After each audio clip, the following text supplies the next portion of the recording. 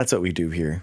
Every day, every night, talking about some awesome stuff, learning things, debating people that are pushing bad ideas that harm people. That's just what we do, though. That's how we do this. Hey, Michelle, how are you? That's what it is. Thank you, Helen.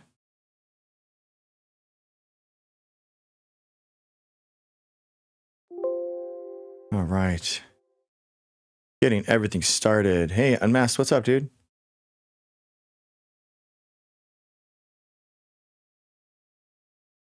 All right, okay. And should be reloaded.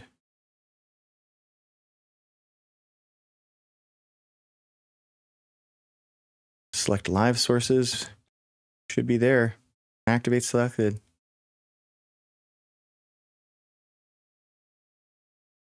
Should be there. What's up, everyone? Thank you, MB.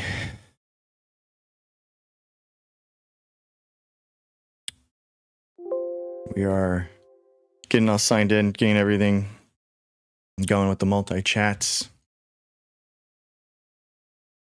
As always. All right. Okay.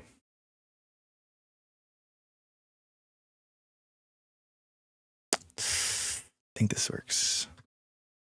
What's up, Ducray? How are you?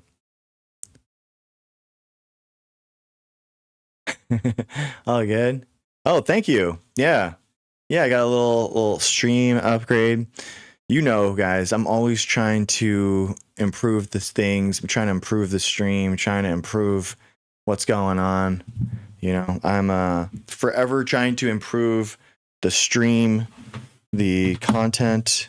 That's just who I am, right? I'm like always trying to improve something, change something up. So I appreciate you saying that and recognizing it. I think it's cool. It's like just a little simple thing. I think it looks a lot better than having all those out up there at the top anyway.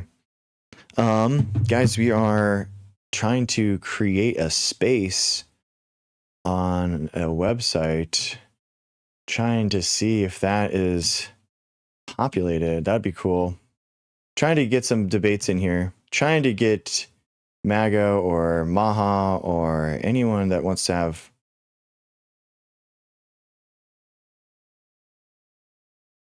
anything. Trying to figure it out. Let's see. Oh. Okay. Watching my own stream. That's working. Let's go here.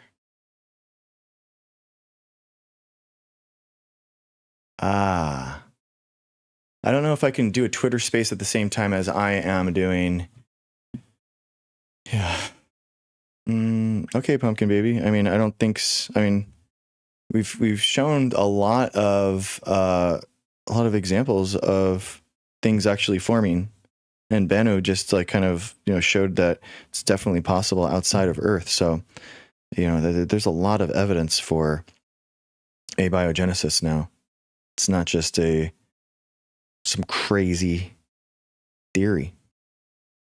Let's see if this can go. Let's see if this is going. The Trump one's good. Nice. Okay, cool. Good.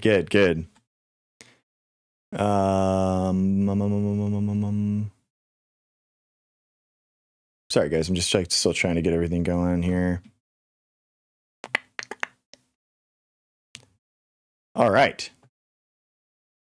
Oh, boy.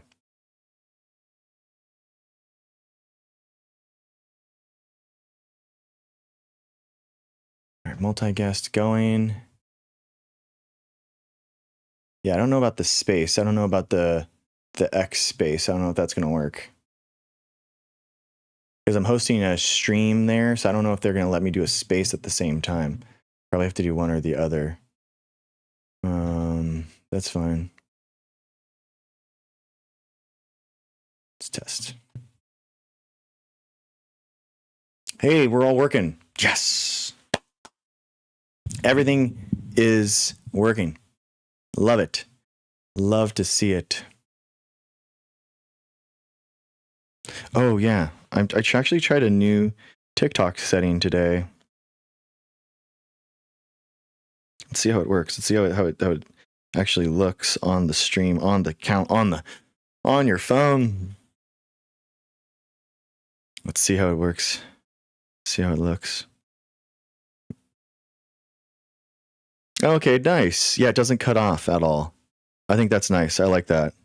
I would rather do that. Okay, cool.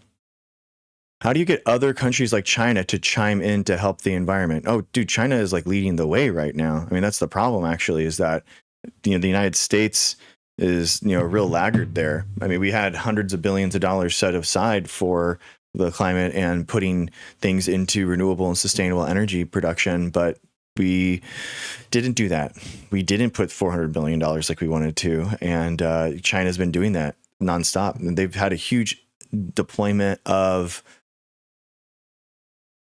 solar and wind arrays, like basically in the last couple of years. That has created a huge upwelling in renewable and sustainable energy production in China. So yeah, I would say that they're actually doing an incredible job. 51% of their cars now this year are actually electric vehicles. So they're like pushing, the car side and the infrastructure side and the energy side. They're doing a great job. Yeah, I would say that they're doing a great job. There's a total amount of CO2 that they have, that they emit that is actually high because of the amount of coal-fired power plants they used to have. But now they've gone to renewable, and it kind of isn't a problem anymore. So I would say China's doing really good. Yeah. I mean, it is a benefit that they have kind of a more authoritarian government, and they're capable of having a long-term president / authoritarian head of state. That is a problem inherent with democracy, right? Is that you have more or less swing in the populace as you put in a new president. And as you can see with Trump, like, he has brought us back. He has retreated from problems that exist in the world, and he's probably put us back decades, unfortunately. So it's going to require the next president, which is going to tackle this issue, which is inevitably is going to be a Democrat, I think. We have to put even more ideas, even more fervor in this, in order to get this done. We just have to. There's no other way. We definitely need to push. All right. Cool. Phoenix Feather Rosebud 12. Cool. Welcome, man. Thanks for coming. Hey, how you doing? Good. What's up? Hey, so it said patriotism request. Requires vaccines. My bad, I'm dyslexic. Oh, it's okay. It's okay. Sorry. Yeah, my point is that, like, patriotism is the idea of, looking out for your fellow countrymen, trying to, better your community, trying to build things up. And I would say and argue that in order to do that, in order to help your fellow countrymen out, you need to be vaccinated in order to spread less harm to one another. So that's why I think that it requires vaccination. I agree. I'm going to let some other fucking stupid ass motherfucker that doesn't agree with that statement. Nice. Okay, cool. Thanks, Phoenix. I thought you were anti-patriotism. Gotcha. I know. Yeah, I'm reclaiming it, dude. We're reclaiming patriotism on the left here. Oh yeah. All right, man. Thank you for coming up. I appreciate you. Bye. All right. Thanks, guys. It's funny. There are a lot of people that come up and they're like, wait, is this guy MAGA? This guy has to be MAGA. And it's like, no. I know. I am one of the 3 of 10 white males that didn't vote for Trump. It is rare. It is weird. I am a minority of white males, guys. I'm kind of, I think it's just kidding. But it is weird. It feels it's very embarrassing, but at the same time, I feel like I can use that to my advantage. That initial kind of that first impression, that maybe we could like use that for our benefits to, you know, talk about patriotism from someone that looks like me, to try to kind of like jiggle their brains a little bit. You know what I mean? Try to alter someone's perception of what it means to be patriot. I didn't vote for Trump all 3 times, but based, Ducre, based and sane pilled. Decent people are on the side that doesn't try to blank people over politics. Yeah, I mean, I would say that, Kristen, like, Trump did end a lot of people's lives based off of his pushing of vaccine conspiracies and his management of the pandemic. So that was all political, and he had about 600,000 people that can be tied to his specific actions. So yeah, it's really unfortunate, the way that the Republican Party has politicized health in this country, and how little, like you were saying, like how little people actually care for firearm violence in this country. You know, it's very sad that it's the #1 leading cause of people under 18, and yet nobody talks about it. Nobody actually, you know, cares that people under 18 are losing their lives to gun violence like no other thing. And yet it gets completely wiped under the rug. I hate it. So I definitely wish we actually had more talking about that in our national discourse. Oh, objective ethics. What's up, man? I walked into your stream and I was watching a little bit today. Thank you for the feedback on the stream. Thank you, man. I had it on the background. I had dad duty today, trying to, you know, wrestle with 4 kids, and it was a rainy day a little bit, so they couldn't go outside. So it was like a movie day, and it was pretty fun. Oh, Mongo the cat, what's up, man? Nice to have a super fan in here. Appreciate you. Always coming in. I love the comments, dude. It really helps spin up the algorithm. Thank you for always being engaged. That's because the psychotic left. Oh, okay, Kristen. I would love to talk to you about it if you want to talk about it. Oh, you can't. Looks like you're too toxic. Oh, okay. All right. Well, I guess I understand why you're banned from multi-guest then. You are evidently yeah. No, it's okay. Mongo's okay. He's yeah, I like him exactly where he is. He loves to be in chat, and he loves to just, you know, be talking. So it's all good. Yeah. I need to this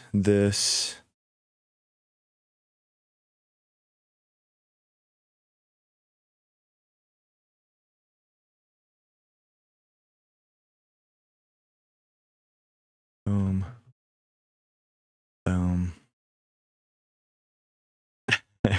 I know. It is sad. I mean, how people, you know, it's really sad, guys. Yesterday, I went on a live, and someone came up with a story about their son, like, losing their life during the pandemic. And, you know, they basically use that time in that tragedy in order to actually spin it against vaccines. And they had, you know, we had a medical doctor confirm it was the vaccine, and all that kind of stuff. And during the debate, obviously, I can't like engage at that topic and like figure out, you know, the background story.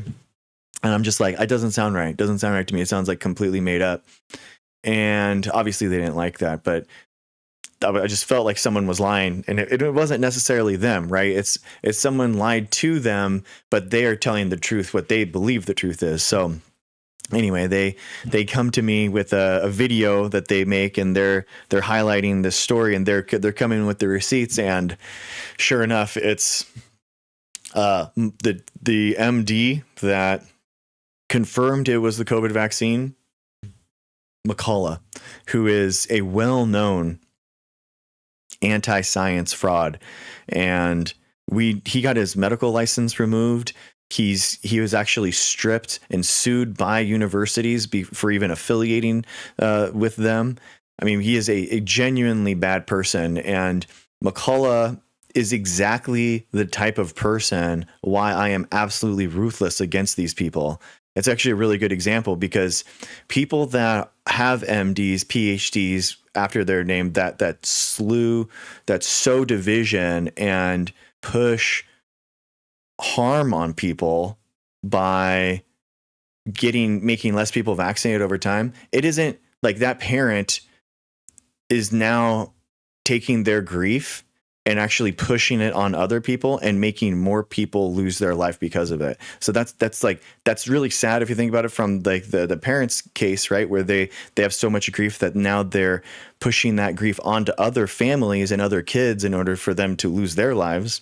But then also it really is the original liar, and the source of this disinformation is McCullough.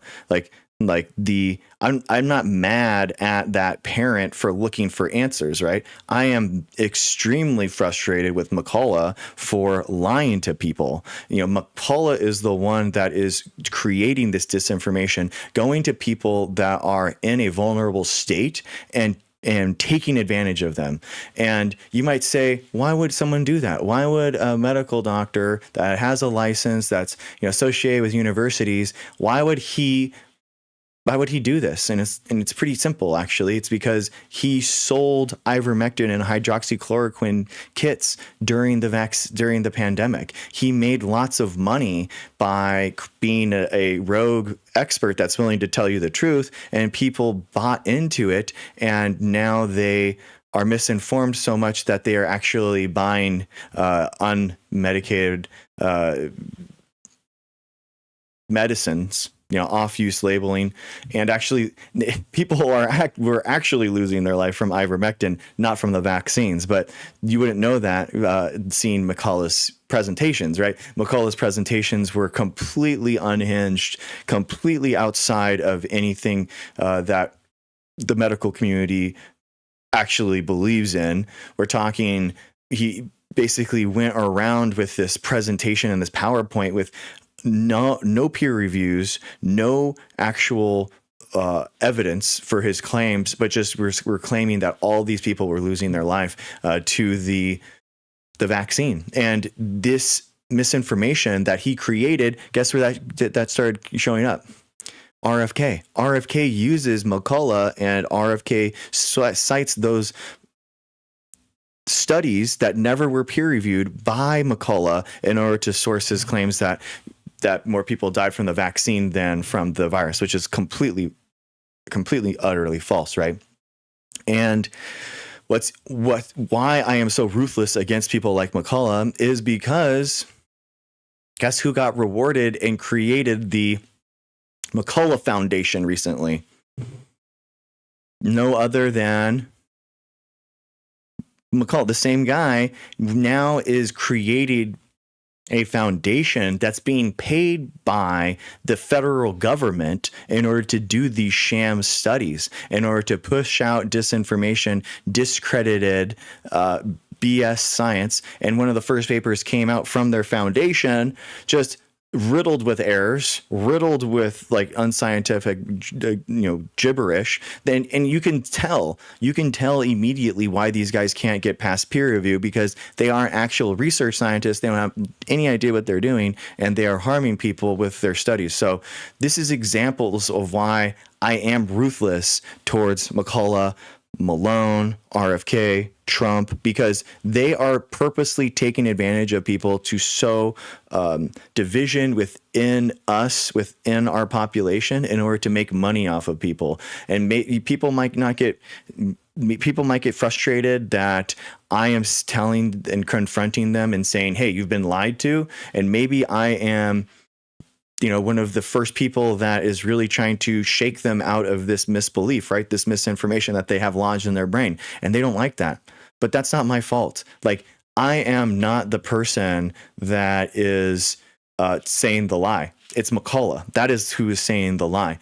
And the person that is aggrieved, the person that is, getting their worldview shaken, they are not the victim. Okay. When I go after an anti-vaxxer pushing misinformation and saying that McCullough lied to them, the anti-vaxxer that feigns the victim with this cry-bullying nonsense, they are not the victim.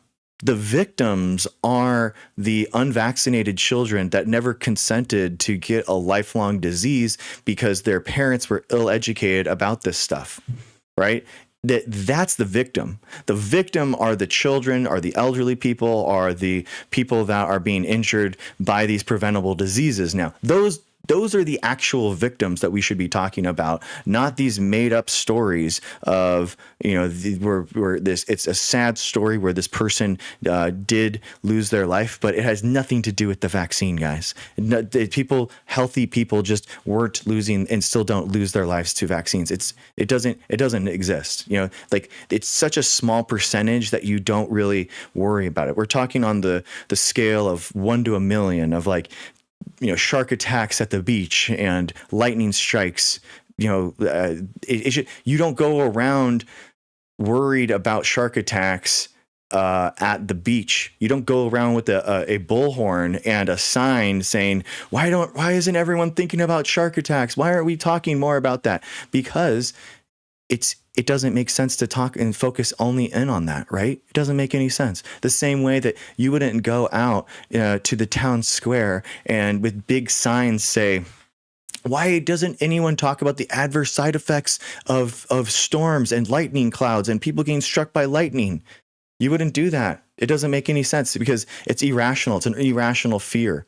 So that's why vaccine side effects fears, it's irrational, guys. It doesn't make any sense. We live in a world with viruses, and it really makes sense that a lot of these people that are pushing this nonsense about vaccine side effects also don't believe that viruses are real.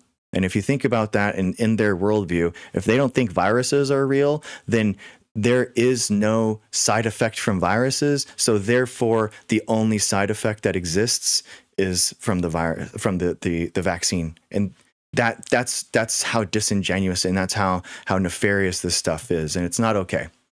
So that's why we have to push back against this. That's why we have to, like, highlight these people that are harming these people by creating this disinformation. And that's why we're ruthless here against them. And I will constantly be ruthless against them. I will never back down in the face of that. So, absolutely.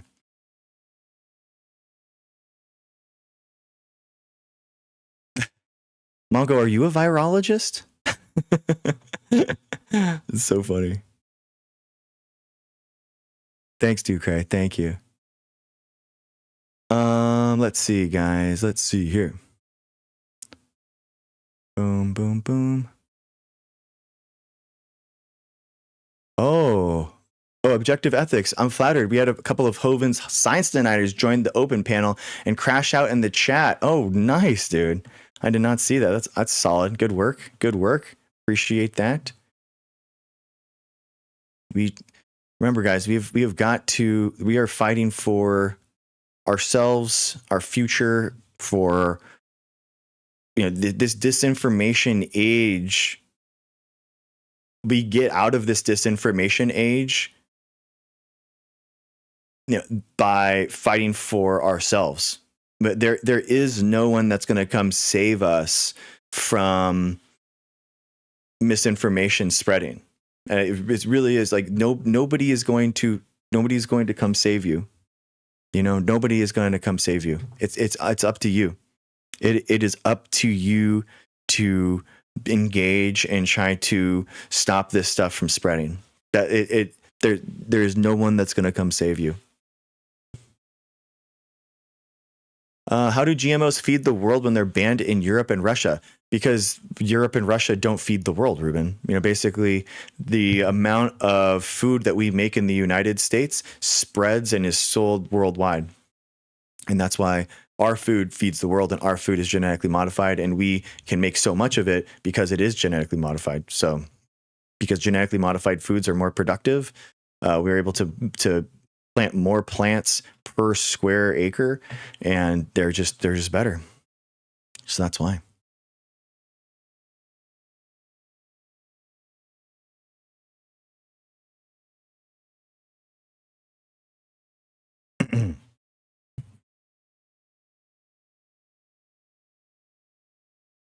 right. I'm not going to save anyone, dude. I am constantly saying that, like, I am not a savior. I am not I am not a savior, bro. That's like that's the whole point. I've like, we have to save ourselves. Like, we have to, this thing, we get out of this thing with millions of people standing up for what we believe in and engaging and fighting for our future. That's how we get out of it. It has nothing to do with a single person. Yeah.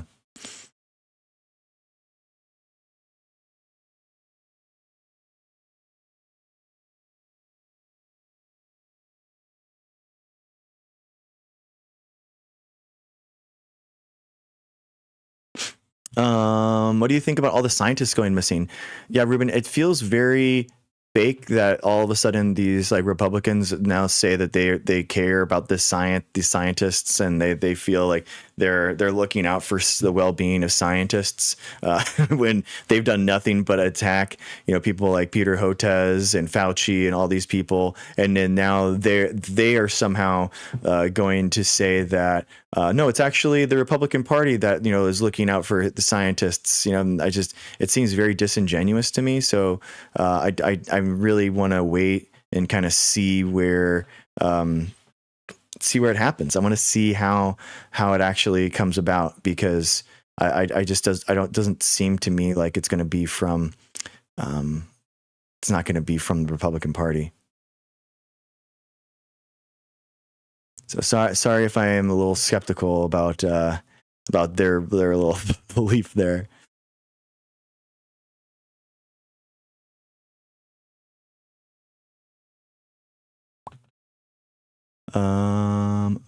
Boom. Capture this.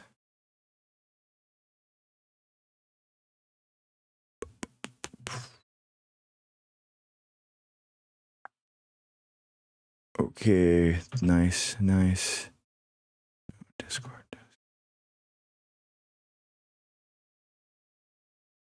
TikTok guest.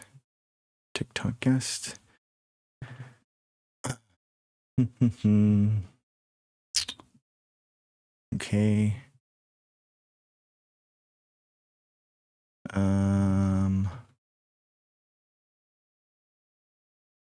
MAGA, make America vaccinated again, everyone. You still believe in climate change? Yeah, of course, man. Well, I mean, what else makes the most sense for why so many things are going extinct? Why entire biomes are being, like, pressured, and like what other explanation could possibly be it? Like, genuinely, like what other way of, like, understanding how the world works does it actually make? Oh my gosh, Ness, how are you? Hey, what's up? How are you doing? How are you? What's up? Hey, what's up? We revived the turtles, bro. No, I don't think. I mean, okay, even if we did revive the turtle population, I don't think that we necessarily did. I mean, but we are impacting the world in a lot of different ways than just a single species. I mean, that's so yeah, we're impacting a lot of things, man. It's not just one thing, right? So it's important that we call that out, but then also we have to do what we can to help the entire ecosystems recover. Like, that stuff, it's not just one little thing. That's what's so dangerous about it, man. It's crazy. Oh man, this is so hard to get going sometimes.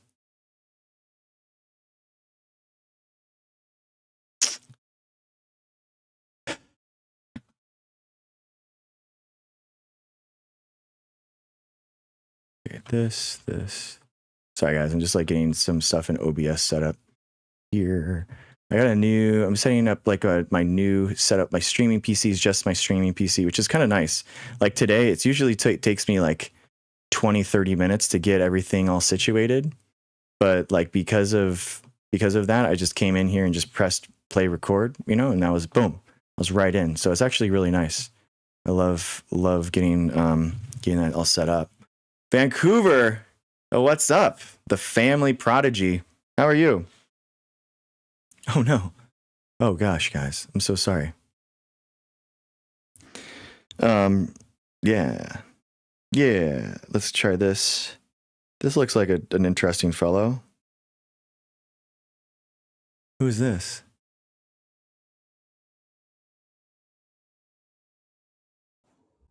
Hello? Hello? Hello, sir?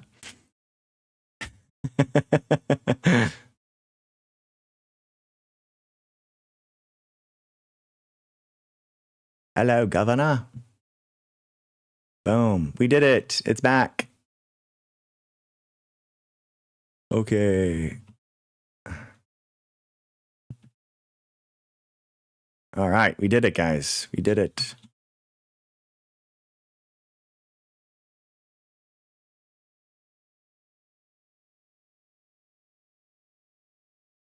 Boom. Boom. This. Group selected. Guest. Okay, now we do this. Ah, damn. Okay, it's okay. We're okay. We're still okay.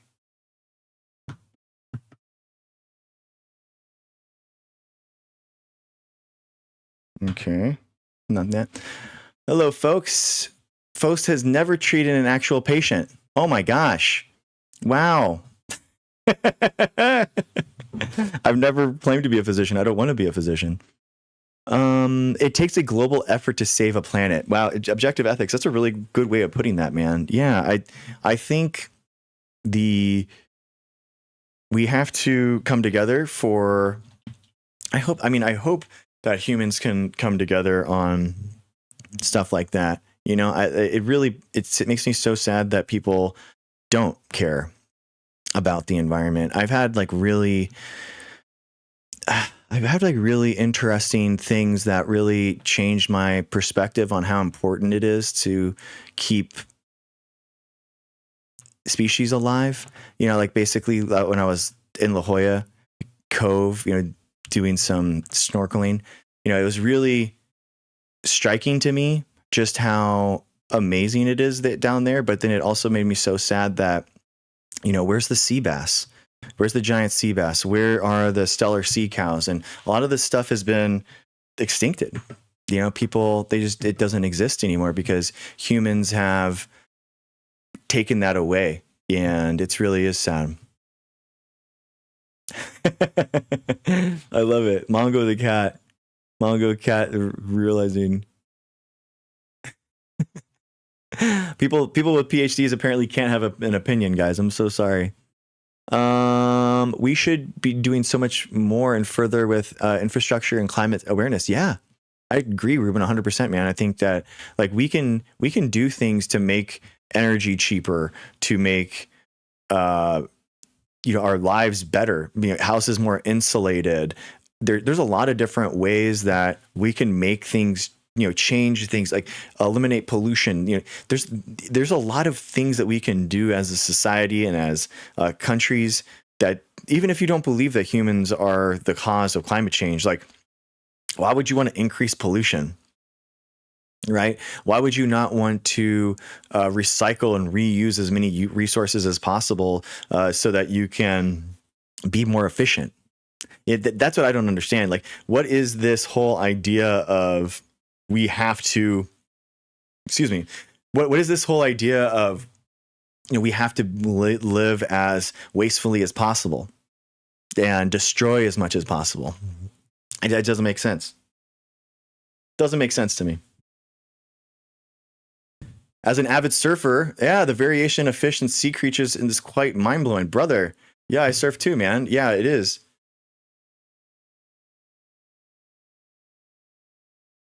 I love it, man. You're welcome. I spent honestly way too much time at the beach and surfing rather than going to UC San Diego. So, yeah, it is a thing. Okay, I will try to remember the family prodigy. My apologies. Yeah, exactly, Zaphoid. Exactly. What if we make the world a better place and we didn't really have to? I know. What's going on? I don't mind if the sharks go away. Oh, the sharks aren't that big of a deal, man. Yeah, they don't really do much. You know, they're other than make a really big impact on the ecosystem in a really good way. So you actually really want, you know, sharks in an ecosystem. It's a good indicator that things are going right. How many different types of turtles do you think you've seen? None. I've never seen a turtle in the ocean before. I've seen sea lions. I've seen fish. I've seen sharks. I've never seen a sea turtle. Are sharks a keystone species? Yeah, I think so. Yeah, because they link. They're at the top of the food chain. They link in between multiple ecosystems. I would think so, that they're keystone species. You're going to be paddleboarding in the ocean soon, and I've watched too many Shark Weeks. Oh yeah, Ruben, don't worry about it, man. They're not going to be worried about you. Yeah, I wouldn't worry about it. Yeah, paddleboarding's awesome, man. You're spending so much time out of the water anyway. You don't have to worry about it.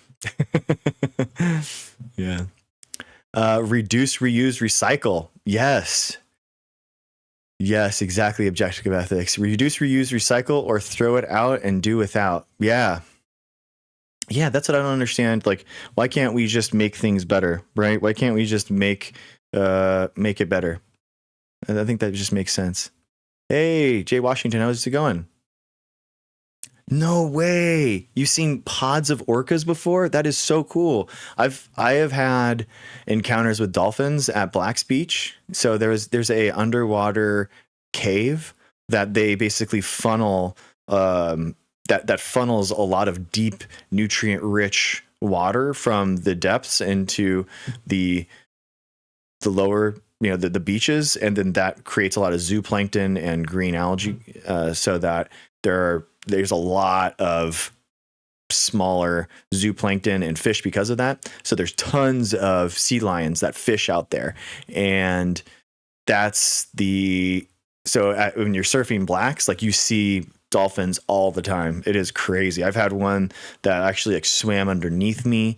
It is wild. It is seriously insane how big a dolphin is. When they're far away and on TV, you don't really respect how big dolphins are, but they are gigantic. It is so cool. It is really cool. I got solar panels in 2023, saving a lot of money and selling excess to the power company. Wow, Zaffa, that's amazing. That is really cool. That is really cool. Yeah, that's cool. I surfed with one of them once in Florida. Oh, that's awesome, Ness. Very cool. That's cool. It was terrifying. What do they weigh about? Oh man, that's a great question, Nichelle. I think it's like, I don't know exactly, but I don't know. The hundreds of pounds. I'd probably say. The problem is that they're like, animals in the sea are really dense. So they just, because they're so buoyant in the water, that they can be like really dense, and they weigh a lot. Orcas are not dolphins. They are in the same toothed whale family. So there are kind of like the filter feeders, and then there are like individual toothed. I was going to say about 500 pounds. Okay, yeah, I didn't want to say that, but I was going to estimate about that. Have I been to the Vancouver Island? No, I wish so, family. I would love to be there. Yeah, I would love to. Yeah, there's really cool. Man, there's like, orcas are one of the coolest things, and it's actually a really cool example of a cryptic species. So cryptic species are basically subpopulations within one population that differentiate for whatever reason. So you see this a lot in dragonflies, for example, where you'll see a bunch of them inhabit one niche within an ecosystem, and then the other niche, they are they look exactly the same, but they're genetically distinct, and they actually will have like different phallus shapes. Like one is a triangle and one is a circle, so they just like doesn't match. You know what I mean? There's no way to have it actually reproduce. And we didn't know those little small morphology differences. We actually didn't know that they were distinct subspecies until genetics and us realizing, wow, no, there's actually more here than we're realizing. And orcas are one of those ways. So the transient and resident orca whales, people had known that orcas had distinctly different hunting styles, but not necessarily that there were such great distinct genetics between those groups. And we found out through sequencing that, yeah, they are. There's a lot of subspecies of orcas that exist throughout the world. And it's fascinating. It's such a cool thing. You know, I just absolutely love it. And orcas are they're just so cool. Orcas are actually another example of a mammal that has culture. So culture is the idea that you have a skill set that is taught on to the next generation, a way of living, a thing that you are passing on generation to generation. And not only are they multi-generational orcas, but orca families are actually matriarchal too. So grandmas will actually teach the young kin like where to hunt, how to hunt, where sea lions are, how to do advanced fishing techniques with sea lions, and how to bait them to do specific things so that you can eat them. Like really, really cool stuff. Orcas are really, really interesting. Whales in general are just amazing. Another cool thing about whales is that they have, speaking of culture, they actually have memes. So they have memes.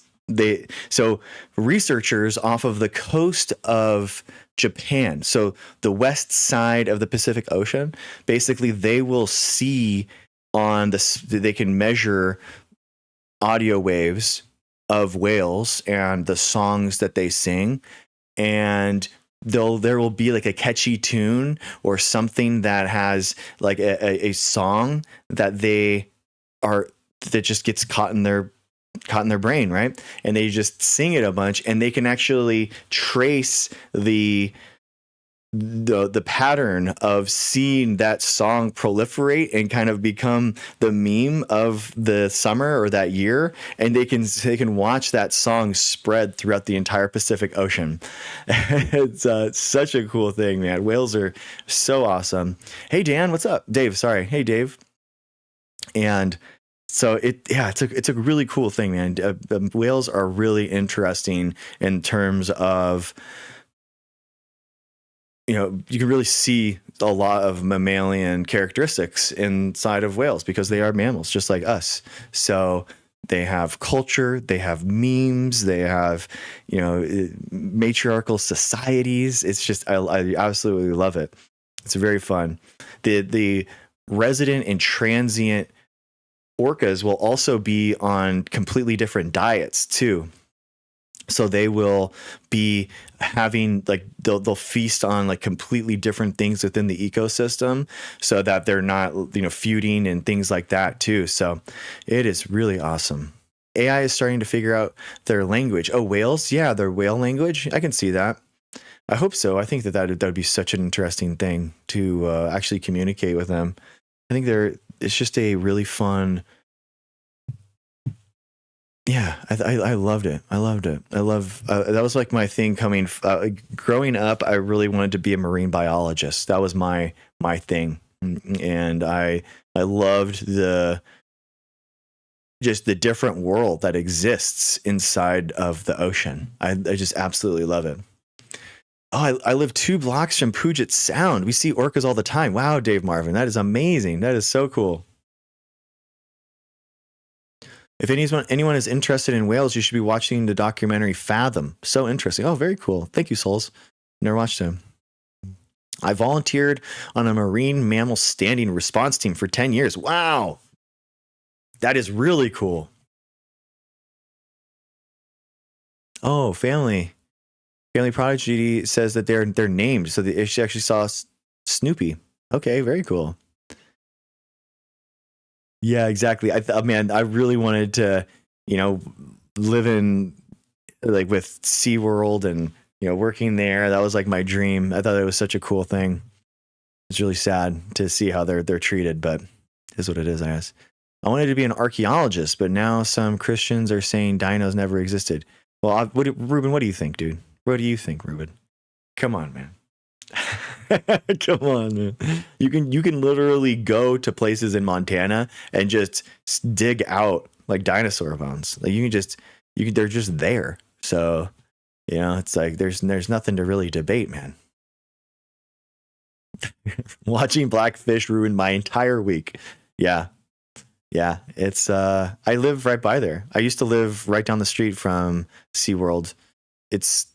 And going to there as a parent was something that I wasn't prepared for. So San Diego Zoo and Wild Animal Park is nonprofit. So basically anything that they get, they put back into the animals, taking care of the animals, all that kind of stuff. And SeaWorld is not nonprofit. And you can tell. You go in there, and I was expecting kind of like because we have a lot of aquariums in Southern California, so I go to a lot of aquariums. I'm a huge aquarium owner myself. I love it. I don't have an aquarium right now, but for most of my life, I have had one, and it was so sad because I wanted to see like what were the aquariums are going to be so cool in SeaWorld. They're going to have reef tanks. They're going to have all this stuff. They're going to have sea turtles. I can't wait to see those. Nothing, man. They not only do they not have any reef tanks or anything like that, but a lot of their tanks completely overgrown with algae, not taking care of the habitats, just doing a horrible job maintaining these animals that are there. So I just cannot fathom a for-profit company, not like maintaining the one asset they have that is actually bringing them the resources. You know what I mean? But I mean, obviously we know why, right? Because they're taking as much money that as they can and taking it for profit as opposed to feeding it back into the animals, like the zoo and the Wild Animal Park. I went to the Monterey Bay Aquarium when I was a kid, and I still remember it, how incredible it was, and I really wish I could go back. The San Diego Zoo is amazing. Yeah, the Wild Animal Park too is really cool. That's in Escondido, and that is unfathomably cool, guys. I mean, it is so awesome to see animals actually living harmoniously and together in open attractions where you have giraffes and rhinos and zebras and antelope and water buffalo all coming together and all living harmoniously together. It is a wild state to see. Thank you, Dan, for the dolphin. Thank you. And it feels so cool seeing that. I grew up going to the Wild Animal Park, and the California condor, what they did to bring back that species from extinction, near extinction, I should say. There's like 30 left in the world, and they brought them back. It was a defining moment in my life. I always was a scientist kind of growing up. I think that all kids kind of grow up being a scientist because they want to know how the world works, right? But I loved biology after going to the zoo so much and connecting and having this deep emotion with the zoo and the Wild Animal Park. And yeah, I just have just like a deep reverence for that place. I love it so much. Take the kids to Monterey Bay. Yeah, I would love to. Yeah. They scuba there. Oh, that's cool. Yeah, I would love to. Yeah. I mean, they have an open sea area too, right?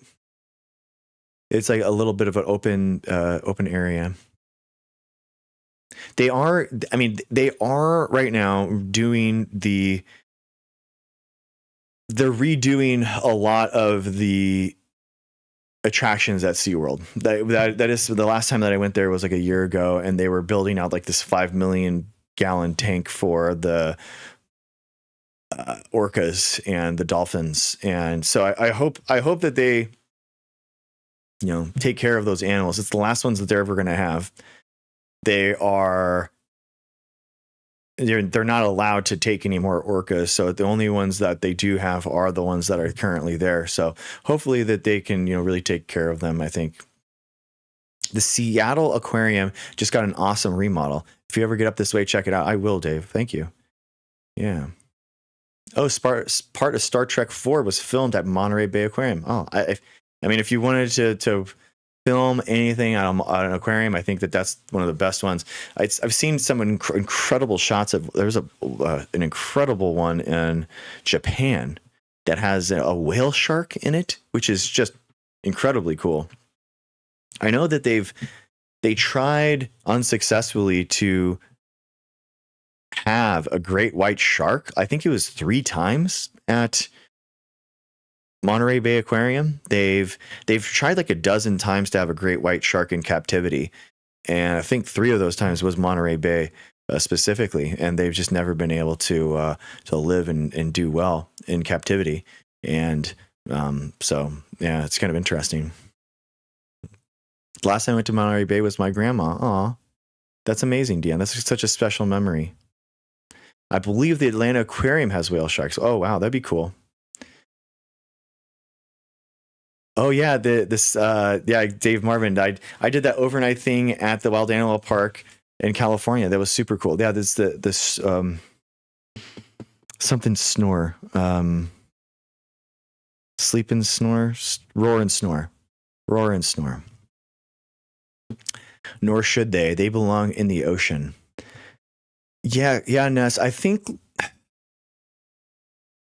really think that dolphins, like mammals, shouldn't be kept in captivity. Like, or if they do, they should be outlandishly large. The higher level mammals, how they're treated, like, I think that over time and through history, humans have overestimated how smart we are compared to all other things. We have been wrong at every step, and we have underestimated how smart other mammals are every single time that we have done this. And I think that we should be overcautious in how we treat mammals and how we allow them to be ambassadors for their environments, right? I do think that we should have aquariums, zoos. I think that these are ways that we can treat these environments and let people know that, hey, these environments exist and they're worth saving. I also think, though, that whales probably are just too large to keep at any size. Dolphins probably the same way.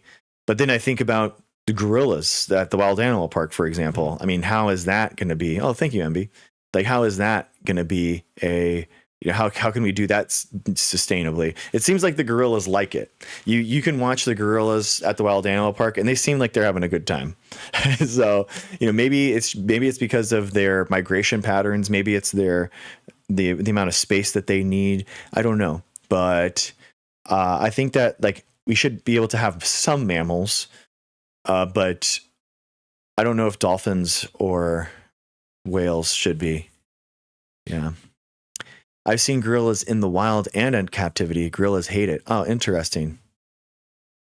Well, I mean, the ones in the Wild Animal Park are like constantly playing and having fun. I literally refused to go to the London Zoo once they got a gorilla. Oh, I'm sorry, Ness. Yeah, that's the thing is, like, I guess I'm really. Oh, thank you, MB. Thank you for the gifts. Oh, French slip necklace. Thank you. It's very nice of you. I get so spoiled with the San Diego Zoo and the Wild Animal Park. Like, I'll see other zoos and then I see how small their containers are, and it eats me up inside. The ones in San Diego are grand. I mean, they're gigantic. They have like a whole area. There's whole areas that they don't even have. They're not even in. They're not even. There's so much area for them to play with that they can actually play in different areas at different times. And I've sat there and just kind of like watched for a really long time, and we've watched them for like an hour before, and because it's so entertaining to watch the gorillas. You know, it's really interesting. So yeah. If they have enough space, it could maybe work, but heartbreaking, so disrespectful. Yeah, I think exactly, Ness. I think the disrespectful is a really good way to put it. I think you have to recognize how important these animals are, right? They're not like a PR stunt. It's not a marketing tool. It's another living organism that we should dote on them, right? We should like make it just the best that we could possibly make it, so that they are doing the beautiful animal behaviors that we want to see from them, so that we can learn the most from them, right? That's the whole idea. And zoos can actually be a really important part for conservation too, because since they are doing really in-depth genetics on the organisms that are in the zoos, you can actually breed them specifically with different organisms throughout the world, so you can keep and maintain that genetic diversity amongst the population. So it's actually really, really cool that for conservation, it's really important too. I don't think that any apex predator should be kept in a zoo. I think, yeah, objective ethics. I think that makes sense. I mean, or if they are, make it outlandishly large so that they can be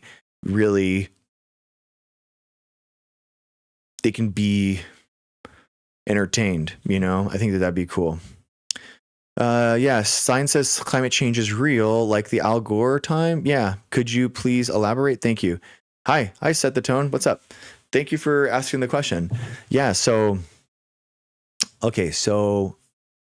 humans are negatively impacting the environment. So humans are having consequential change like we have never seen before. And we know this because we can study the way the world was through these things called ice core samples, and through bones and through genetic analysis. But the point is that we are basically having an unprecedented level of change and harm done to the environment. And the problem is that I think a lot of humans see human health and environmental health as two separate things, and really they're the same thing. Human health is innately tied with environmental health. So for example, if the climate changes enough that it becomes hotter, that could increase the amount of mosquitoes in an area, or change the amount of these types of vectors for diseases. So now humans are actually exposed to different types of diseases now for the first time, because these diseases are spreading through these vectors or insects and pathogens and that kind of stuff. It also impacts us if you're talking about just return on investment, ROI stuff, we're talking, how our food is pollinated by bees. So, the bee population and insect population and hummingbirds and butterflies do a huge service for us by actually pollinating our food. So it allows us to save trillions of dollars a year on farming. Just things like that. They're called ecosystem services.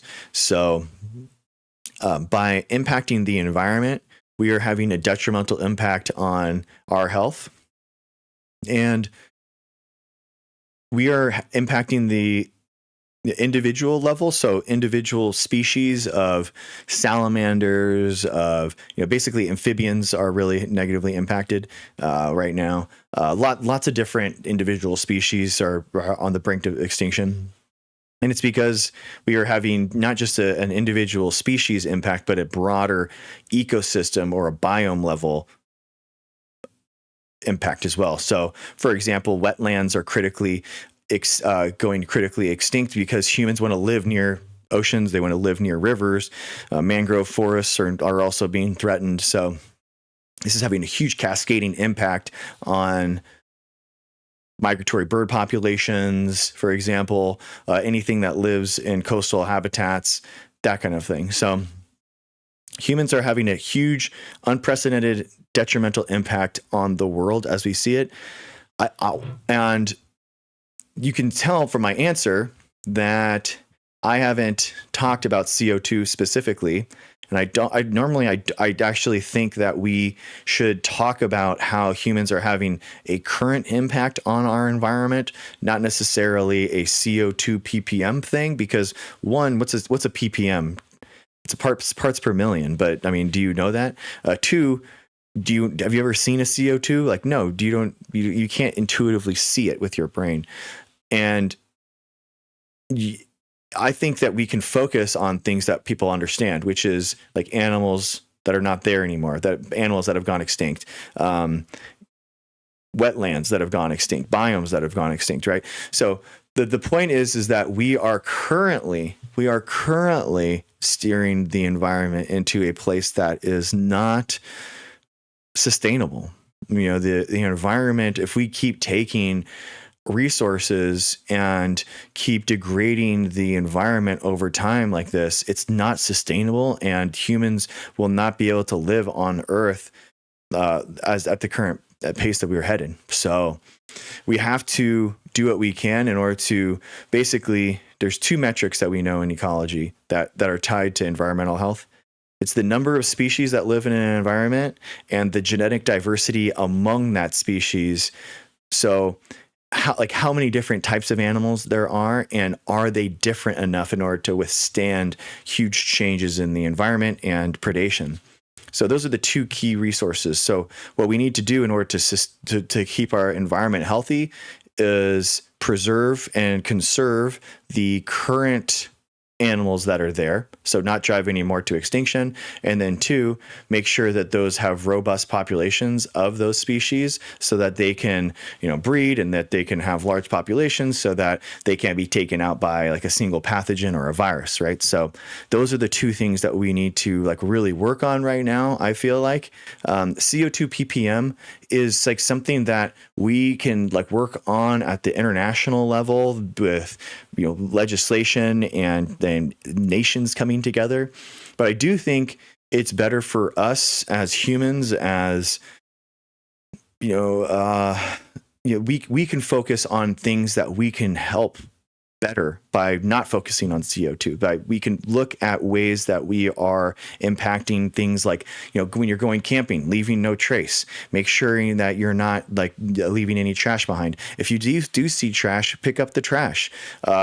Things like that, like you're having a tangible impact, and you're making the space better. You're helping preserve natural space, and if that happens, then the upstream, the impact of that, if we have more robust natural spaces, those are going to have more species in it, and then more robust natural spaces are going to be able to house more animals, right? So like we can focus on things that we can impact, and that's going to lead to us being more environmentally conscious. That'll be more renewable and sustainable in the future.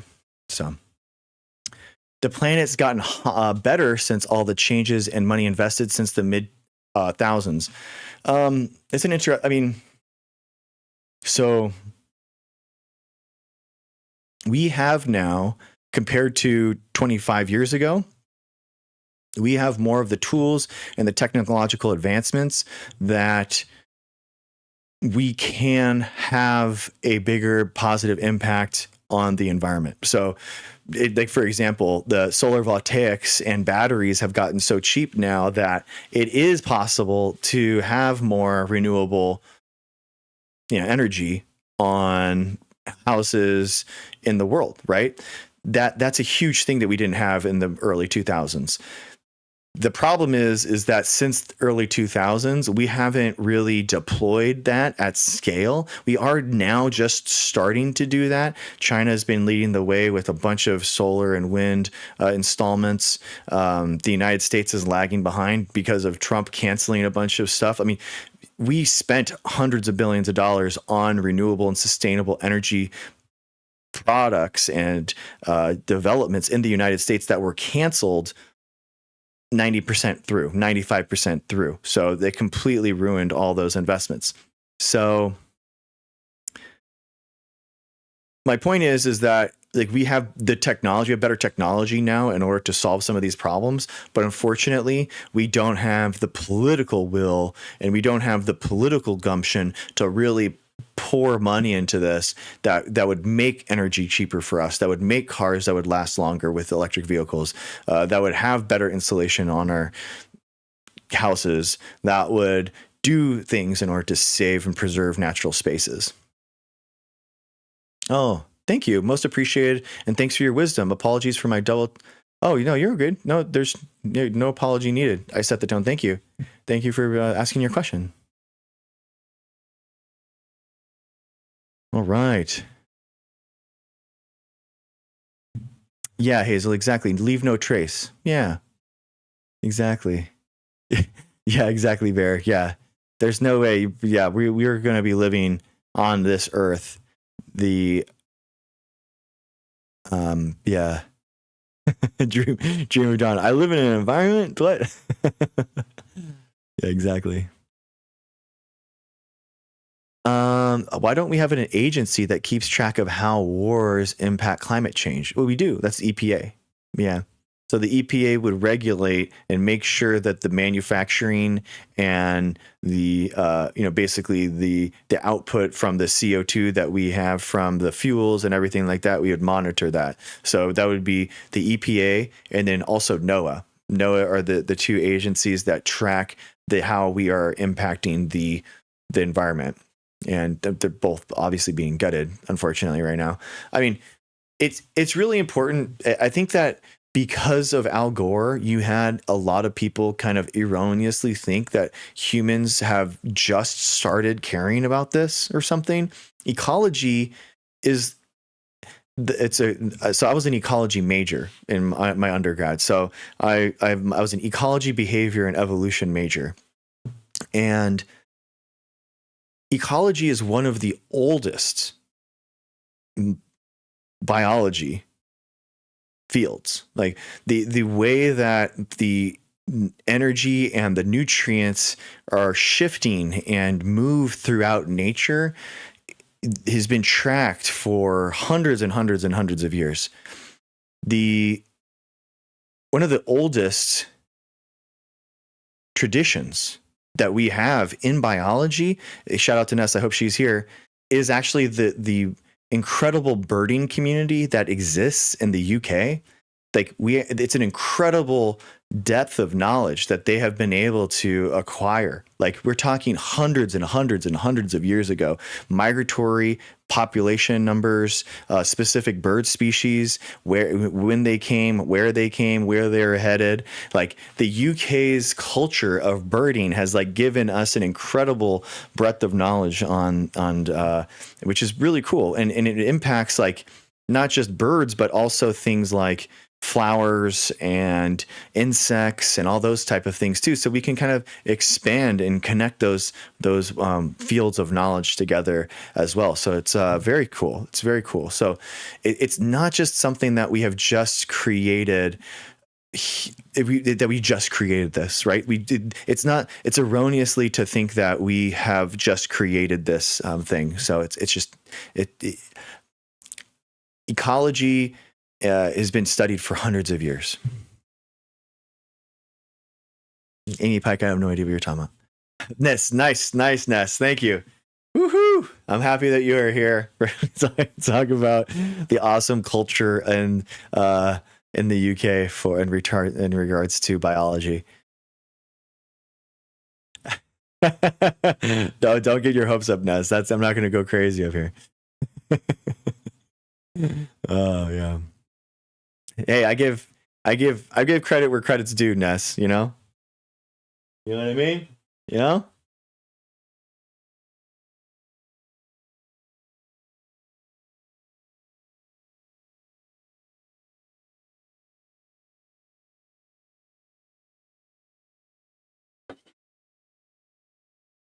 Amy Pike, the Gnostics are right, but there is no God. Wait, sorry. The God of the Jews is the devil. Prove me wrong. The Gnostics are right, but there is no good God, just the evil devil. Okay. I mean, I don't believe in any of that. So I'm an atheist, so I don't really. Sure. Okay. Do you think they're murdering scientists? It's interesting. I don't think that MAGA and the Republicans that are pushing these stories have the best interest in science than scientists. Hey, Mrs. Dr. G, how's it going? Hey. How are you doing? What's up? Hi. What's up? I hope your shift's going all right. Hope everything's going good. I hope the babies are doing good. How are you? I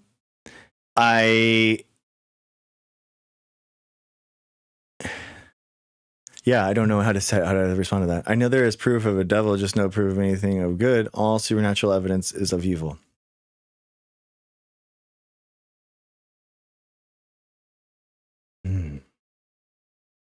I'm confused. Amy Pike, I don't know how to respond to that. Like, it's like, I don't believe in leprechauns because I think that all leprechauns are unicorns. You know what I mean? I don't know how that's any. You know what I mean? I don't know. You're like, okay, all right, maybe the leprechauns are unicorns. I don't know. I don't know.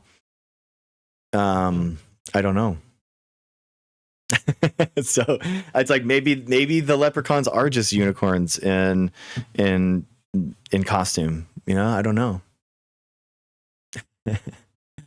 Yeah, bananas are agents of Xenu. Yeah, Cake, exactly. Maybe. Yeah. Oh gosh. Oh man. Ness, that's it's gonna happen for sure now. I would love to go. Leprechauns are Irish or Irish. I know. Leprechauns are Irish unicorns. Oh, there you go. Leprechauns are Irish. Unicorns are Scottish. Both Celtics. Really? I did not know that, Hazel. Interesting. All of a sudden, I don't like Foggy Charms. Do you know much about the side effects of medical cannabis? I mean, the negative side effects, or like, I mean, I think that for people that can't have certain medications, I think that they're a godsend in the fact that they can, you know, help give some type of pain relief or some type of nausea reducing side effects that are good, you know? So I don't know, like, I don't like pharmacologically, I don't understand. I don't know. I know that it can actually create some psychotropic effects of, you know, psychopathy, or schizophrenia, if it's done too early. So yeah, I would not recommend it as a early way of dealing with any of those things, but I think that it makes sense for some people. Yeah. And I mean, I do blow trees myself, so I'm not, I am the test case. So there you go. So it's actually my preferred way of hanging out and chilling, much more so than alcohol. So that's my preferred way of chilling. But that's just what it is. Save the planet, save humanity, save yourself. Don't wait for some god to do it for you. Yeah, objective ethics. I think that's a good point. I think, like, we as a society need to stop looking for our politicians in order to come and save us. And that's one of the big problems I see in our culture right now, is that everyone is trying to just have this authoritarian figure come and save us from our problems. And I really do believe that Bernie had it right when he said, you know, it's not about making me president, right?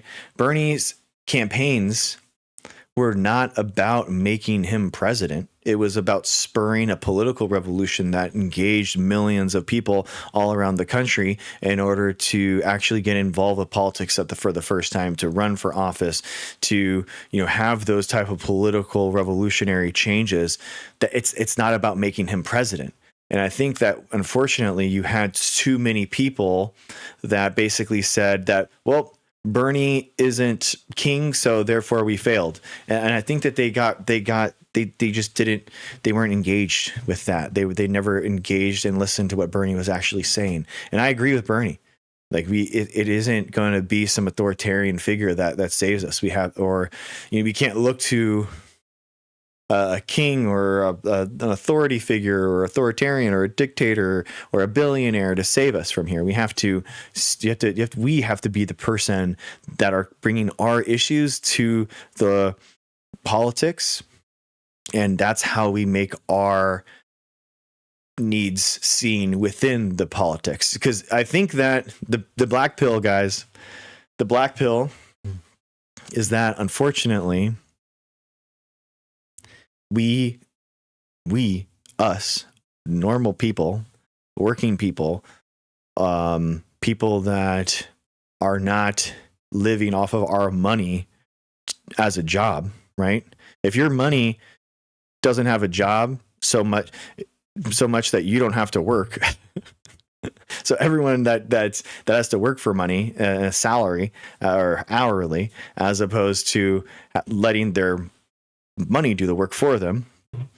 If that's not you, and that sounds very odd to you, then I'm talking to you.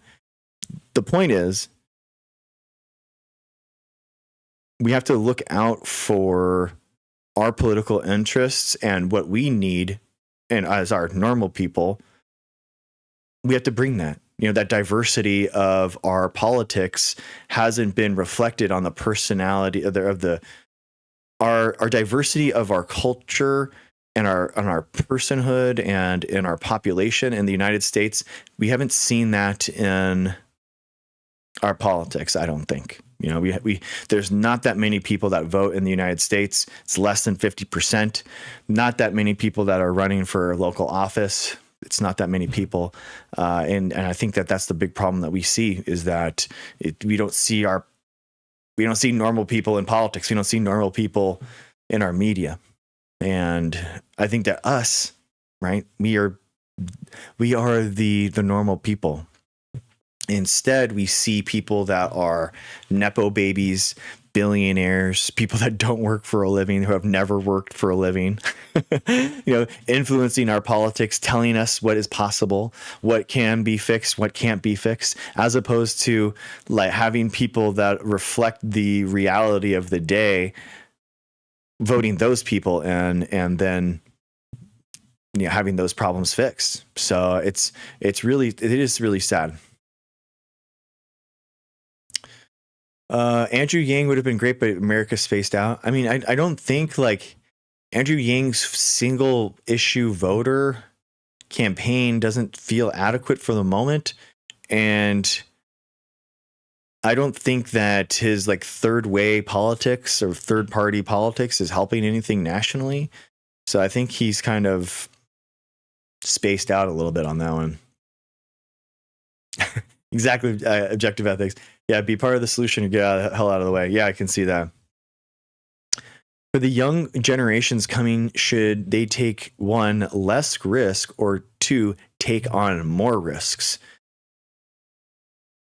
I think you have to take risks. I think that's the big thing. You have to take risks in your life. And there's been several points in my life where, I think you have to. I think you have to go for it. That's a big thing.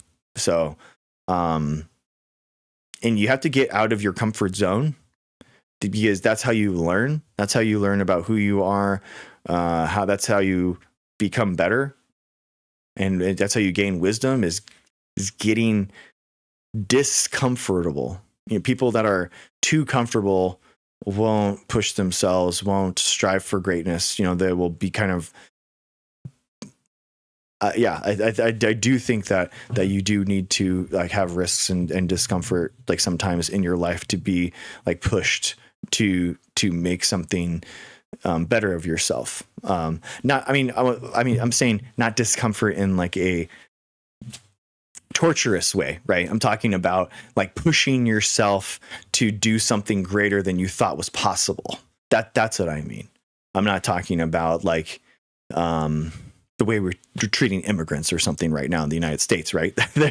We are making xenophobia the way of the land and making immigrants uncomfortable, but that isn't making immigrants any better. You know what I mean? That it's a completely different like idea.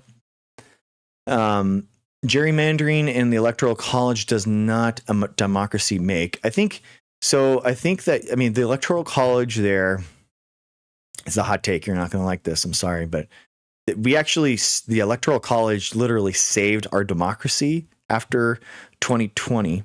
And I would argue that it was actually the Electoral College that saved us from Trump having to be like reelecting himself.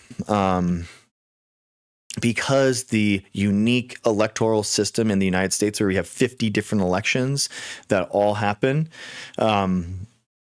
the Electoral College is really the way that the song and dance between state and federalism, where they can like prove to one another that everything is okay. You can like, and I want people to know this, like you can make the Electoral College proportional to the population. Like you don't have to make the amount of seats. You could even make the seats 538, but you just make the seats proportional to the population of the states, and you would have the Electoral College be population based. Like that's not the problem. So it's not about like abolishing the Electoral College. Actually, it's about reforming the Electoral College so that all the seats are proportional and the amount of votes is proportional to the population of that state. So that's the real. Maybe I'm being pedantic, and that's, I get what you're trying to say. The popular vote should be the thing that makes a difference in the vote, and I agree that is a good way to do it. But I think we can keep the Electoral College, and we should, because of how our Constitution is written, because of federalism, because of unique people like Trump. I do think that we should keep the Electoral College because it does keep a democratic safeguard on people like Trump. So that's it. Gerrymandering is an interesting case. I think like gerrymandering, for sure, we have to do something in regards to. I don't know how to do it though. I think I like the independent commission idea. I think that those are like a good idea, but yeah, I don't know how to actually do it. So I think that's probably something that I don't know. I don't know. I would have to see. Like an independent commission would probably be the best way to do it in overall. I set the tone. Absolutely, I agree. So get used to discomfort, especially in conversation today. Yeah, I set the tone. I agree. I think like that is a big thing in kind of my process of trying to give people tough love and trying to tell people that they've been lied to and they've been hoodwinked and they've been lied to by these grifting fake influencers that are faking any type of expertise. And it sucks because people think that I'm being an ass, and I am being too mean to them. But in reality, like, I'm giving you some tough love that you need to hear. I think that's it's discomfortable for them. They feel offended, but at this end of the day, it's probably better for me just to tell them the truth as opposed to avoid that discomfort for them. The way you explained your view on the Electoral College didn't sound convincing to me. Okay. I mean, the point is that basically the Electoral College is a way for the states to certify their elections to the federal government. So if you didn't have the Electoral College, you wouldn't have a way for the states to have their own elections. So that's the whole point of federalism of our setup, is that 50 states are independently having their own elections, and if you didn't do that, the federal government, like how are they going to certify and know what the right vote is from the state? So that's because you don't want the federal government running their own elections inside of every state. That would create a way for Trump to, I mean, imagine if Trump tried, and he's trying to do that right now. Trump is trying to run all the elections through the federal government, and that's bad. That's really bad. So just like a courtroom, we need to see two sides of the story, so the U.S. People can decide like judge and jury in a fair system. I don't think that that's correct. I don't think that there is two sides of every story. I set the tone. I mean, I don't think that I wouldn't, what that does is basically creates a scenario where you're lying to people and saying that there's two sides of every story, and there just isn't. Like scientific consensus is what it is, and the debates and your kind of courtroom analogy happens at the lab bench, happens at the lab meeting, it happens at the publication, it happens at the conferences, it happens at people trying to reproduce those results. That's where the debate happens. And then for us to have a scientific consensus is thousands of those processes coming together to understand what something is. So something at the very end, someone coming in and being like, no, that doesn't make sense. Viruses don't exist or something, like, and just willfully being ignorant of that entire process. That doesn't mean that process doesn't exist. That doesn't mean that process isn't real. So we can't have it just doesn't make any sense to give people that power.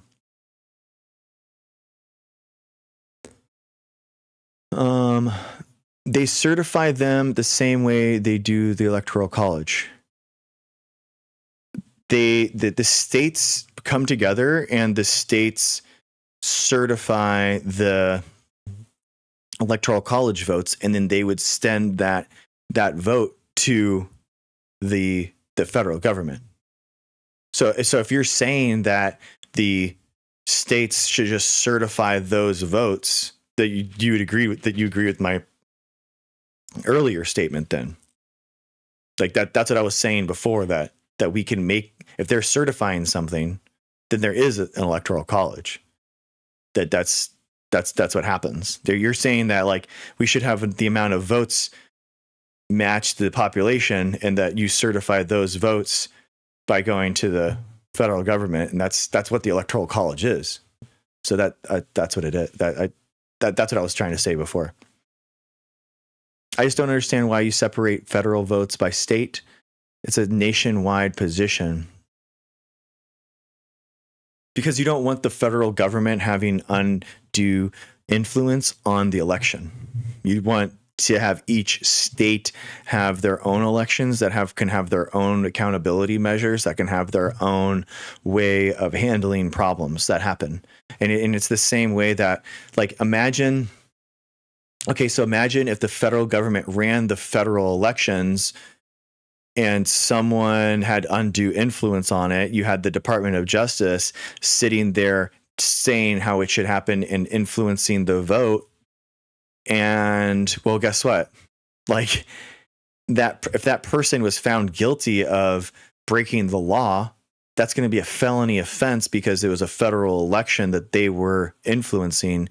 So they would have a felony charge brought to them, but it was a Department of Justice figure. So who would charge them? The Department of Justice.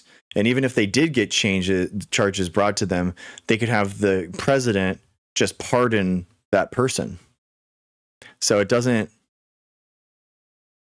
like putting all the power when you have the pardon and you have the DOJ and you have like all the enforce regulatory mechanisms in with the same branch of government that certifies the elections, it just doesn't make any sense.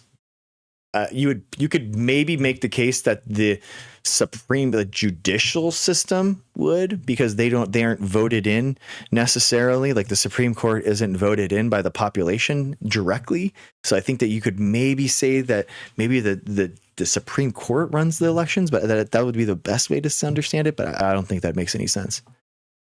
I'm not a big fan of the Senate either. Well, we didn't have a Senate.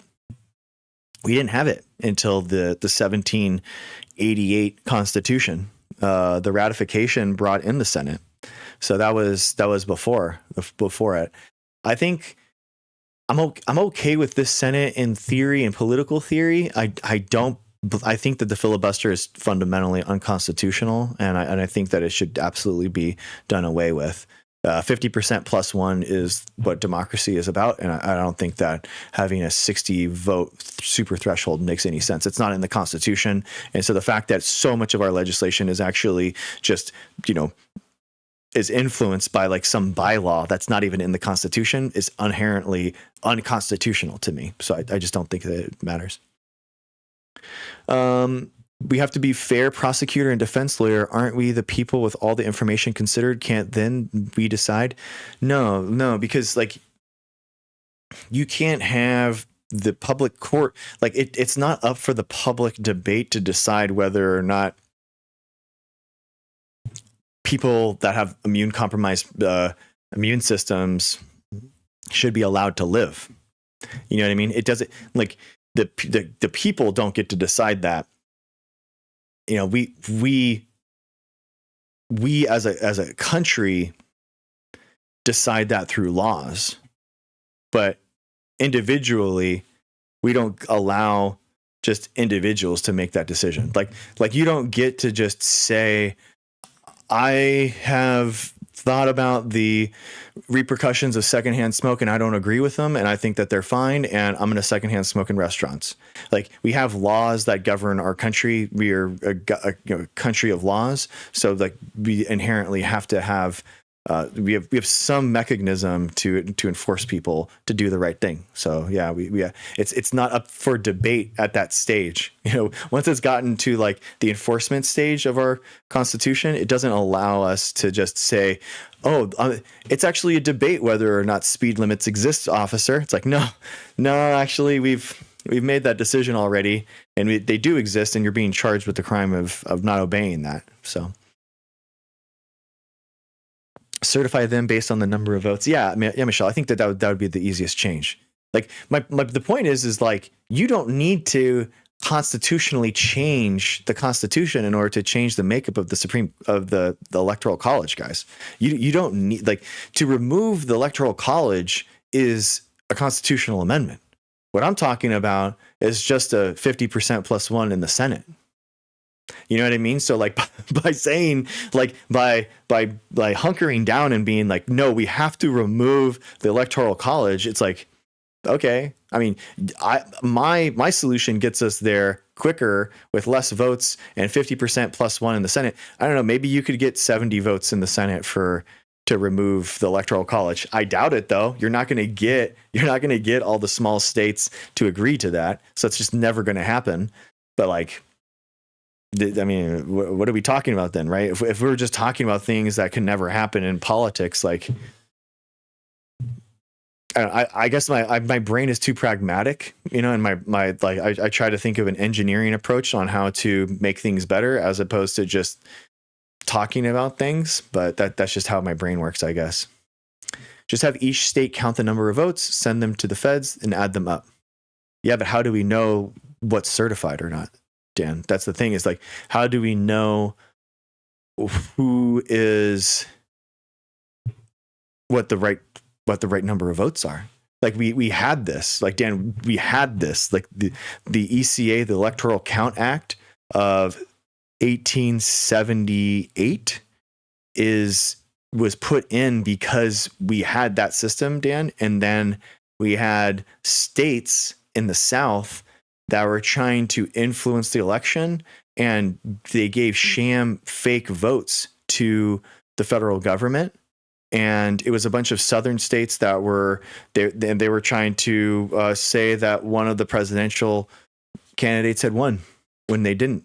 So like imagine a scenario where Congress gets two different official Georgia tallies of what the votes are.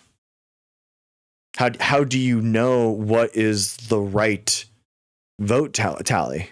Well, it's the one that the Georgia election officials, the state certifies. So that's what it is. So that the state certifies those elections, that election amount, and then they send that to the federal government, and that's what the Electoral College is. So whether or not you do it electronically or like with a physical card or something is irrelevant.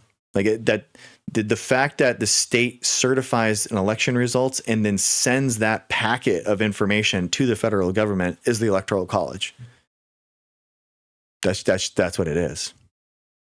So you're saying, I mean, unless you don't want states to certify their election results, but you said have them count the number of votes. I'm assuming that you're saying after they count the number of votes, the state is going to certify the election results. And if they say and they certify those and then they send it, that is the Electoral College. So, like before the Electoral College, the ECA, like this is the act that was a constitutional amendment that Trump violated. That he literally got charged with disrupting and stopping the ECA from being put out. I mean, that's what it was. Certification just means verification. Not necessarily. No. I mean, the state, the counties can just count up the amount and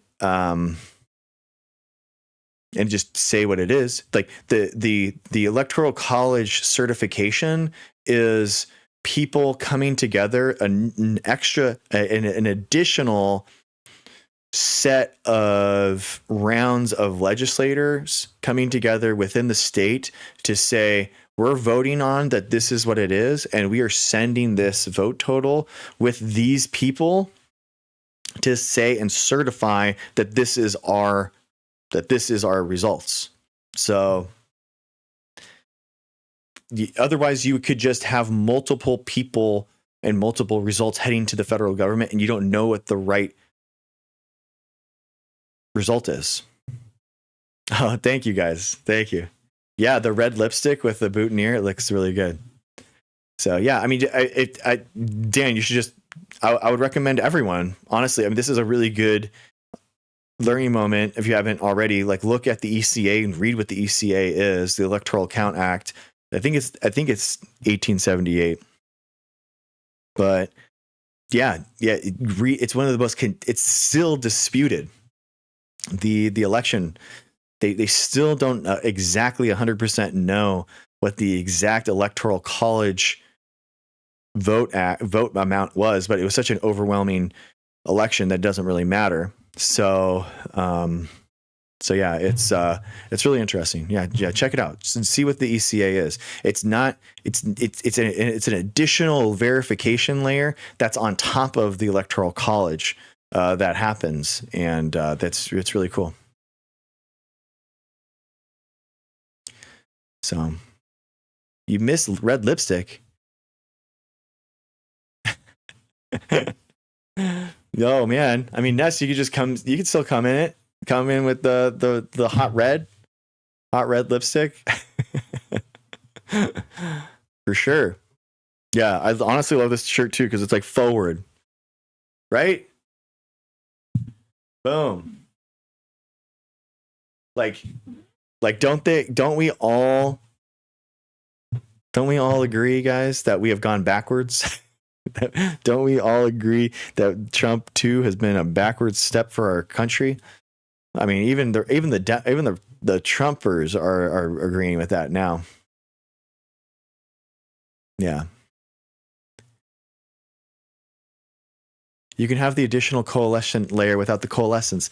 Yes, Dan, that's what I was saying. That's my point. That's what I was arguing. You can have the verification layer, which is the Electoral College, the ECA, and you can coalesce the amount of votes into a proportional amount, and you can divide the 538 votes proportionally to the population. So that you're agreeing with me. You're agreeing with me. We don't need, again, if you were trying to repeal and change the Constitution to take out the ECA and to take out the Electoral College, go for it, dude. But you're not going to get 70% of states agreeing with you. But my reform gets us to the same spot, but it just gets us a simple legislative vote needs to happen as opposed to 70% in the Senate. So that's just me, though. But do we think that the the Electoral College, is still representative of state populations? Like, when was it last reviewed? It's not necessarily. Yeah, that's the whole point. The Electoral College isn't proportional based on populations, and that's what I would say that needs to be changed. So I do think that, I mean, you can basically get it would be a national popular vote, but you could do it with the Electoral College still there. You know, you don't have to have the Electoral College removed, and it gets us the actual protections that come from the ECA and the Electoral College that we have seen in our lifetimes that does protect us. The Electoral College protected us in 2020 to stop Trump from becoming president again. That is like that is irrefutable. That is absolutely irrefutable. And it had the Electoral College helped us and protected us. So there would need to be much more than 538 members. No, Dan, you just have that 538 be proportional to the amount of the population. You don't need to have more. Now you're just exploding the amount at, you could even decrease it, right? You could 100 members, right? And you just have the percentage of the population of the state be that many members. It's just that easy, right? You could do it with 100%. You could do it with 538. You just make the 538 percentage based as opposed to how it is now. F on Maine and Nebraska use a proportional system based on congressional districts. Yeah. Exactly, F1. Yeah. Well, that is the amount that is given within their state. So most states within their state are popular vote. The popular vote within the state determines the amount of Electoral College votes that it has. So except for Maine and Nebraska. So it's still caucuses. You still have a caucus within those states. See ya, Ness.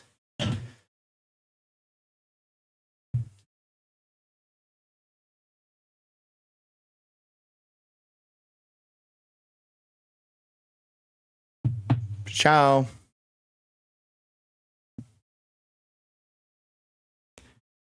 Yeah. Yeah, exactly.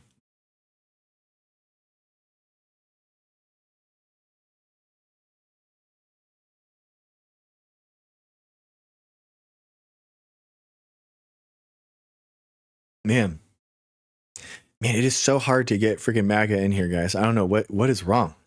So crazy. The first couple of months in my stream, like, it was crazy. I would have like 10 people in the queue just constantly coming in, and it's crazy. Like, just the amount of people that have that just don't anymore. I don't know what it is. Exactly. Yeah, they're definitely, yeah. I mean, Dan, it irrefutably did. The whole reason why they knew exactly what states gave the right votes was because of the Electoral College. Like, the box literally had like certified, stamped, and approved votes, and a second one that didn't have those votes, that looked like, Times New Roman from Word document, so if they didn't have that in there and they just had two pieces of paper that look exactly the same, how would they know? It's irrefutable that the Electoral College absolutely and the ECA helped us stop Trump from becoming president in 2020. It's just they literally broke. Trump tried to break that law in order to become president. So therefore, that law was something that stopped him from becoming president. That's just what it is. They are feeling the consequences of their votes. I know. Empress says, I think so. Like genuinely, I feel like there are less people in lives. There are less people in lives that are arguing for MAGA. So a certification board would have been the same. That's the Electoral College, dude. That is the Electoral College, dude. That's a certification board is the Electoral College. That's what it is. That's what it is, man. Yes, it is. Yes, it is. Yeah, look at what the ECA is. Look what the Electoral College Act of 1878 is. Yeah, I mean there are there are states again, but what they're signing on to is exactly what I'm saying. Like they are saying that they want their votes and their electors to be representative of their total population within the country. So that's what it is. Yeah, but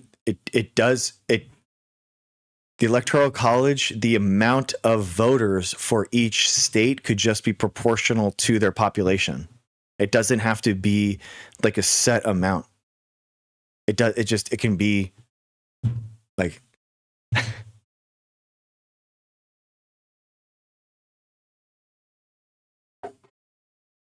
anyway. Yes, Hazel. Yes. The ECA, the Electoral Count Act, is what Pence deferred to and said we are not going differently than this. This is the procedure that we are following in the Constitution, and we are not diverting from it. John Eastman, which was Trump's lawyer at the time, was giving Pence ways to not abide by the Constitution and the ECA in a way that got Trump to be president. So literally Pence and the procedure that they followed was the ECA. So without that, they already did disrupt the service, guys. They did, for the first time in the history of the United States, they disrupted the service of that, and they delayed that process. They interrupted it for the first time. This is one of the charges, this is one of the charges of that they brought. The Smith indictment, the DC indictment case, they talk about this. Like they talk about this.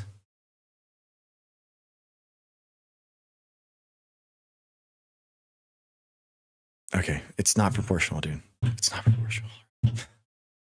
It's okay. It's okay. I think like the two senators things were I think the Senate like is again like Democrats are so frustratingly inside of we're fighting the wrong fights, guys. That's what it's so frustrating. Like, get rid of the Senate. Like, what are you talking about? We don't need to get rid of the Senate. We just need to admit more states into our union so that we can have more representation of the senators that we want. Like, instead of abolish the Senate, we should be saying, let's give DC and Puerto Rico and Guam and all these territories, we could give them statehood. And you could patriotically say within a Democratic presidency, hey, guess what? We are expanding the United States. We are creating more states. Like, that would be an amazing thing that you could actually get people behind. Nobody is going to get behind abolishing the Senate. Like, it's so frustrating, man. It's so frustrating to like, we get these outlandish memes on the left where it's like, it's a bad idea that people just cling to without knowing and understanding something. And they fall on the sword, and it's like, it doesn't make any sense, but it's like, it's something that people just repeat ad nauseum to one another, and it doesn't make any sense. Like the Supreme Court being it is another one. Like the Supreme Court is lost. It's going to take generations in order to fill. No, it's not. Like the Supreme Court's probably the easiest thing for us to fix systemically. You change the vote makeup of the Supreme Court. You add more people. You depack the court that the Republicans have packed it with, and you just that's happened a ton of different times in American history. It's actually American to change the vote makeup of the Supreme Court. It isn't like it's not some crazy thing that we have to sit here with. We've expanded the amount of states in the country constantly in the United States history. We've constantly been adding states. So it's actually really, it's easy for us to go through American history and think about these times and bring those back, bring them back.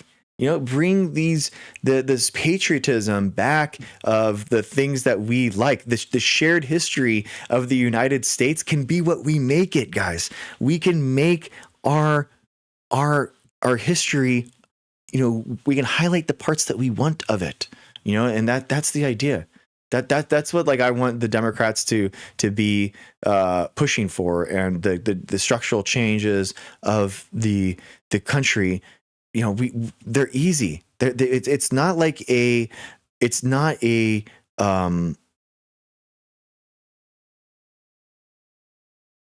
a losing game.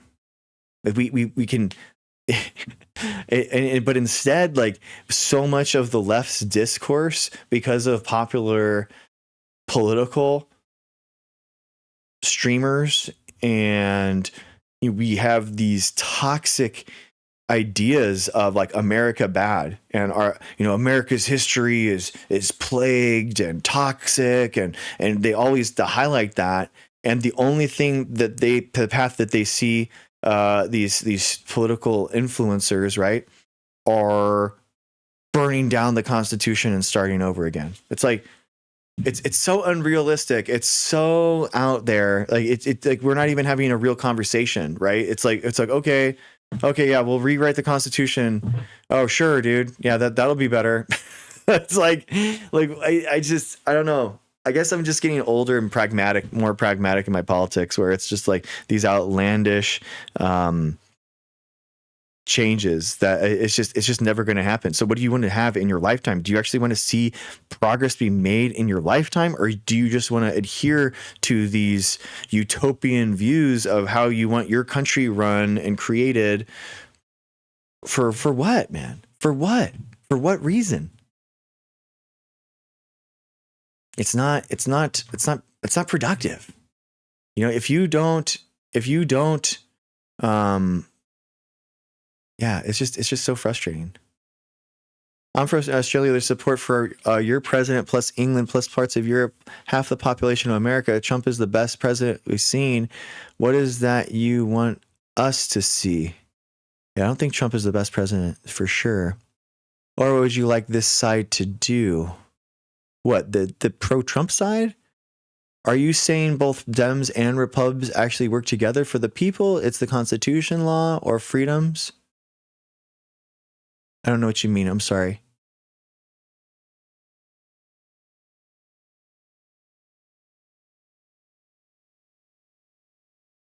I think that there's the MAGA is a dying portion. They're in their death rattle right now. I don't think that there is they might have found some push, some xenophobic push, but I don't know. I do think that the United States government has a weak part of it that we have to patch. There is an exploit in the game that we have to patch, but I don't think that it is. I don't think that we have to go down the road of MAGA. I like a Dawn. What is a Dawn? Why would I have a Dawn? My what? I like my what?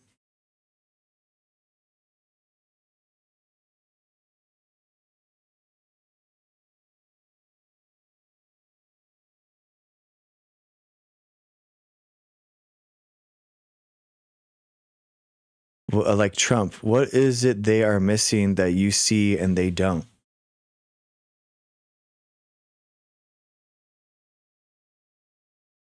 I think what Trump supporters see is they see someone that is an asshole, but they're asshole, and that Trump supporters see Trump as fighting for them. But in reality, Trump is just out for himself. He's out for his own ego and his own self-aggrandizement and his own greed. So I see him as a swindler, as a liar, as a traitor to the country, and he is only out for himself.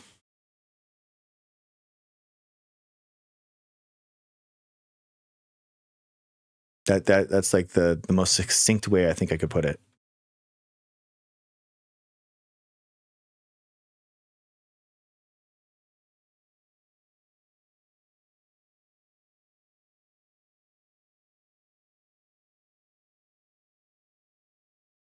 Okay, I'm gonna try to do this real quick.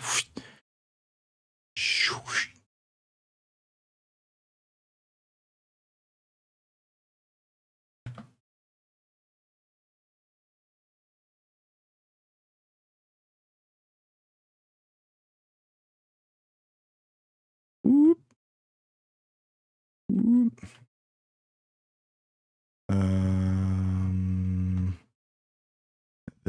This. Whoa. Whoa. Oh, actually, sorry, no, it's this one.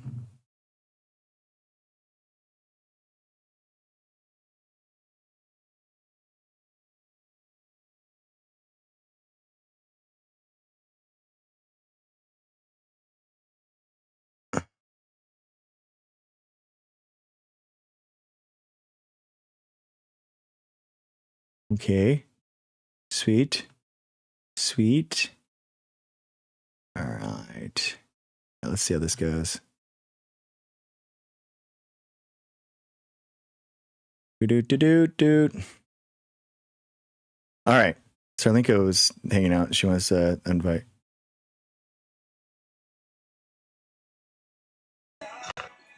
You Wow. rejected me. What's up? You rejected my call. You went to your you went it was too quick. You came too quickly, which was I went too quickly. Can you speak it? Why am I half on the screen? I'm trying to sorry. I'm interdimensional, guys. I'm interdimensional. I just passed 2 dimensions right now. Yeah. No, the invite to disappear too quickly, and I was like, oh, I'm trying to. Oh yeah, people are like, did he glitch? I'm like, no, guys, that was me. No, it's good. It's good. Yeah. Oh my god, I was trying to do a battle with you, even though you don't do that. Oh, okay. Oh god, thank you. Sure. But obviously, talk to you because we love you. You were Icy like, Clash. Wait, what is Icy started... Clash? What's up? What is that? Icy Clash? What do you mean? That's what it is. There's a new battle that they're like. Oh, I thought it was a hater. I've gotten a lot of hate tonight. Like what? Weird men when I battled them. Yeah, there's a thing that men like to do to biological women on here, where I'm getting really irritated about this at this point. So like, and this is the people curious about people's sexuality. Like, are you a man? Are you a man? Or they start saying really like aggressive, like violent, weird things to women. That's what I was encountering with you thing. I think it's like they're like chasers. I think that they like wish it that you were. I think it's kind of like one of those things. That's what I said, Dr. Because I know so many people in that community. One of my male gay friends would tell me this. Yeah. He's like, they're on the down low. Yeah. They're terrifying, but they're so like the violence and the verbal aggression is terrifying. Yeah, Thank exactly. you for that. I know. But I was okay. They're obviously not related to a banana, Dr. Greg. No, they're the rotten bananas. They're the rotten bananas. Gross. Disgusting. How's your live going? It's good, dude. It is impossible to like debate MAGA anymore. They're like refuse to like come in. Yeah, it's funny. See, I'm actually on both sides. Like somebody would call me MAGA, but I'm actually against politics entirely. But you know the way around it perhaps sometimes is to not even use those terms. Okay. But I know there is it's extremist types, right? They're too left or too right. Mhm. I've seen you in your live, and you're very patient, and you're actually not so aggressive. I actually Okay. am like impressed with that because I have less patience for that. Nice. But I'm Okay. actually not either or. Really, Gotcha. I'm more about everyone coming together. Okay. But I feel like I was in your live when a guy was like, "I thought you were a MAGA." Yeah. Do you remember that live? Yeah, it happens a lot because I'm like a white male, so a Okay. lot of people just kind of like assume that I'm that way, but I'm not. So that's the thing. Yeah. It is. But this is what I'm saying. Maybe if we change the lingo, because I understand MAGA does make sense. I would call MAGA like an extremist. Like I can't relate to that type of person. I can't relate to an over extreme leftist either.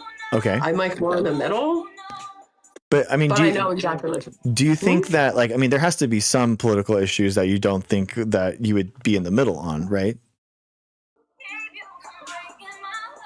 fair. Yeah. Yeah. So I think everyone just has that kind of like, you know, that line. That's what, yeah, the people are kind of fighting over now. Where's that line? Absolutely, I agree. This is what I think. You seem like you're coming from a good place. You're like, this is what I'm saying. Like people on two extreme sides, they sound like they're coming from hate, and people who just, it's like maybe we don't understand each other, and how can we try to understand each other? That's where I'm coming from. Yeah. And then the other side where it just sounds hateful. I've dealt with both sides. It's just angry, hateful conversation, and I can't interact with any of them. Yeah. I understand having a different perspective and a different reality. That you have to find a way to try to come to a common ground in a patient way. Yeah. Yeah. I think it's about, I think the problem with like MAGA in general is that it's kind of like created this like, this toxic element inside of politics that they are like fundamentally uncivil. So the idea of like saying that, oh, just because they're on the Republican side and we have a Democratic side and there's only two in the United States, then somehow we should like give credence to those opinions. I think that that's the problem, is that like they are fundamentally uncivil. I 100% agree with you, but I think it's on both sides. That's why I try to take titles away. I try to be like, what do you think? Yeah. What do you think about life and about humanity and everyone around you? Yeah. Because that's how you differentiate between what you're talking about. And that's why maybe and I've seen your live, and some of them are awful to you. And they are that MAGA extreme. Yeah. You can't communicate with them. Yeah. They're completely brainwashed. They're just going to scream at you. But they go on both sides. This is why I'll try to come with people and just only discuss a topic on don't give yourself a label. What do you think about life? Yeah. Or like you with the science behind it. Or I'm more spiritual side, but the labelism is very weird. It's very odd. Like the dogmatic adherence to like different labels rather than the philosophy behind something. Yeah, I agree with you. Yeah, That's the problem. That's why I try to stay away, because I actually got pulled into that a lot. And then I would almost feel like, what side am I on? What side am I on? And then I started to realize what was going on. And then I realized the upper echelon was always winning. Then I'm like, nobody, we're never gonna. Dang. What is going on? I just looked at the gift totals. Jeez, guys, thank you so much. What in the world? Wild, man. Wow. Yo, Cody. Dude, Elizabeth, thank you so much. Elizabeth, DN, Delaney, NB. Thank you. Oh my wow. God. Holy I moly. feel like this song. What in the this song world? that you would sing, Dr. Greg. Wow. I feel like you would sing this song. Do you hear it?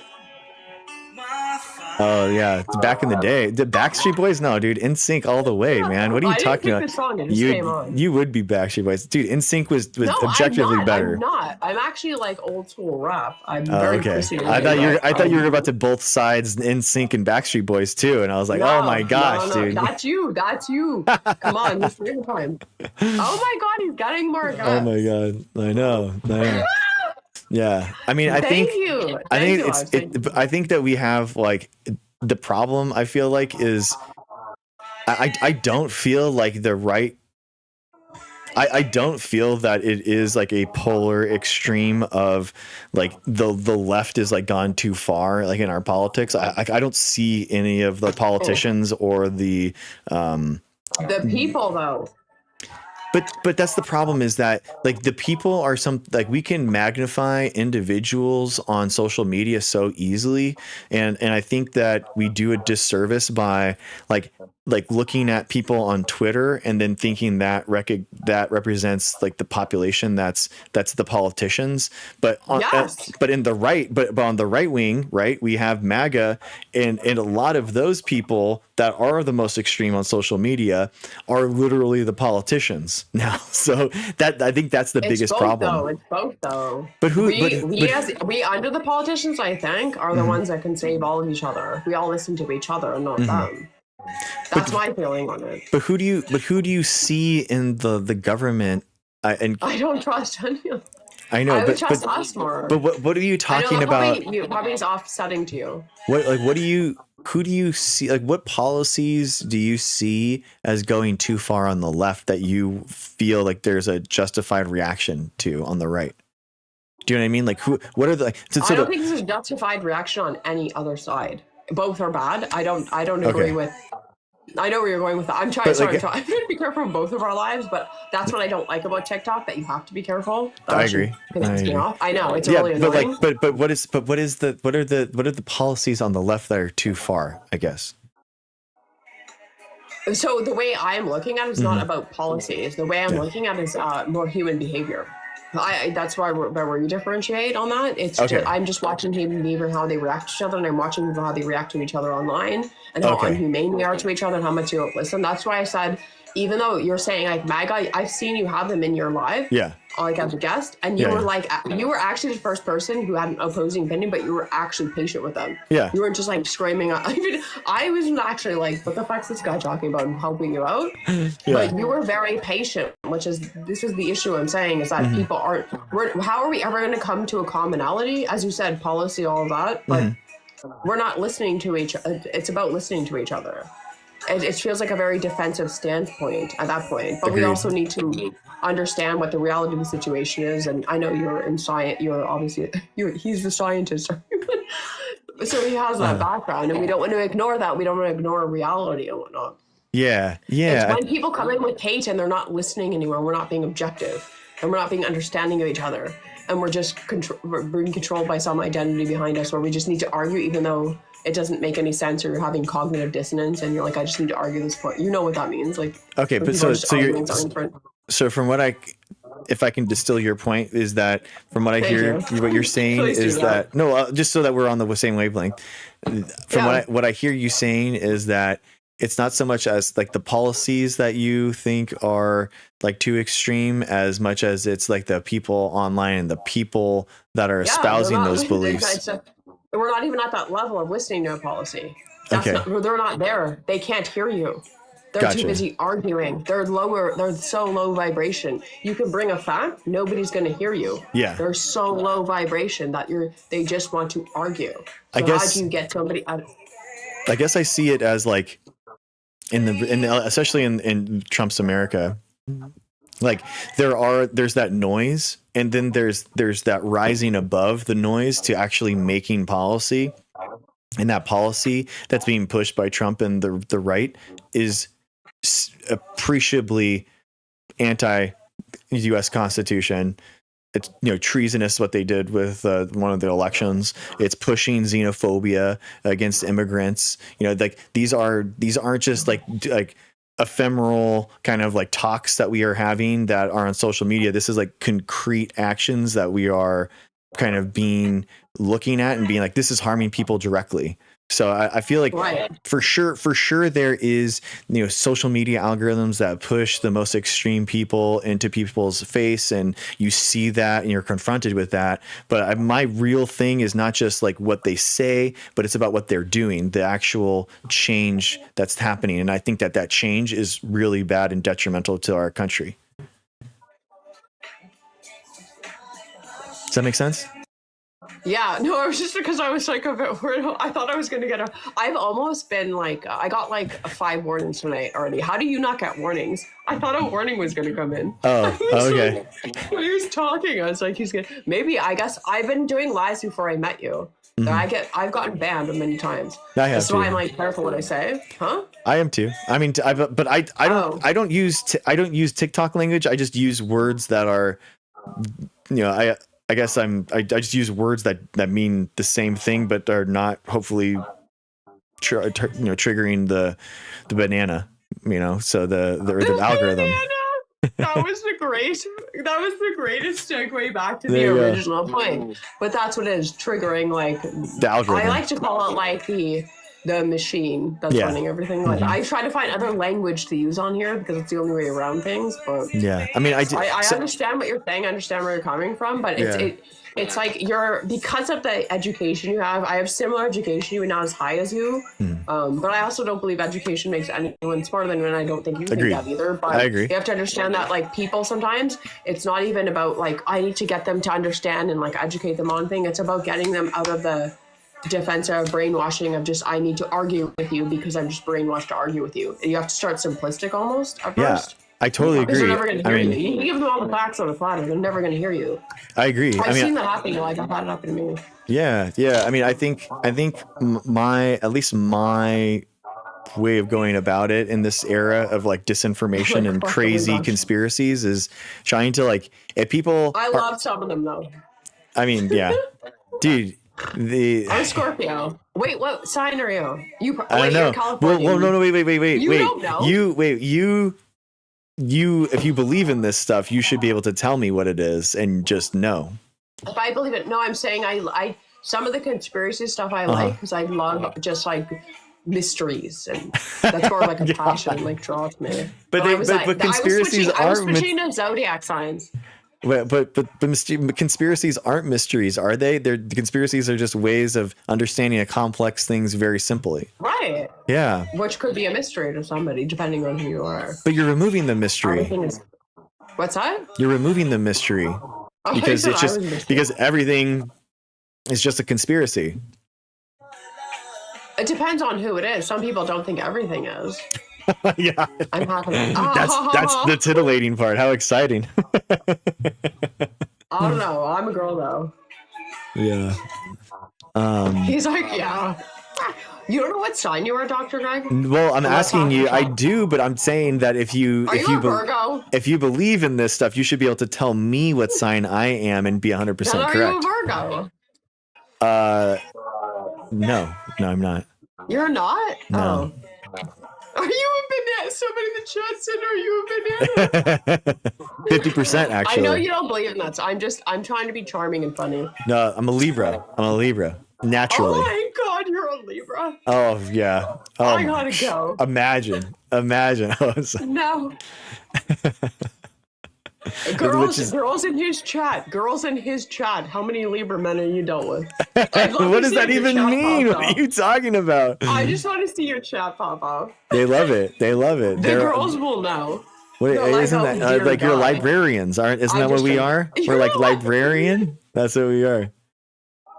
What's on your shirt, Dr. Greg?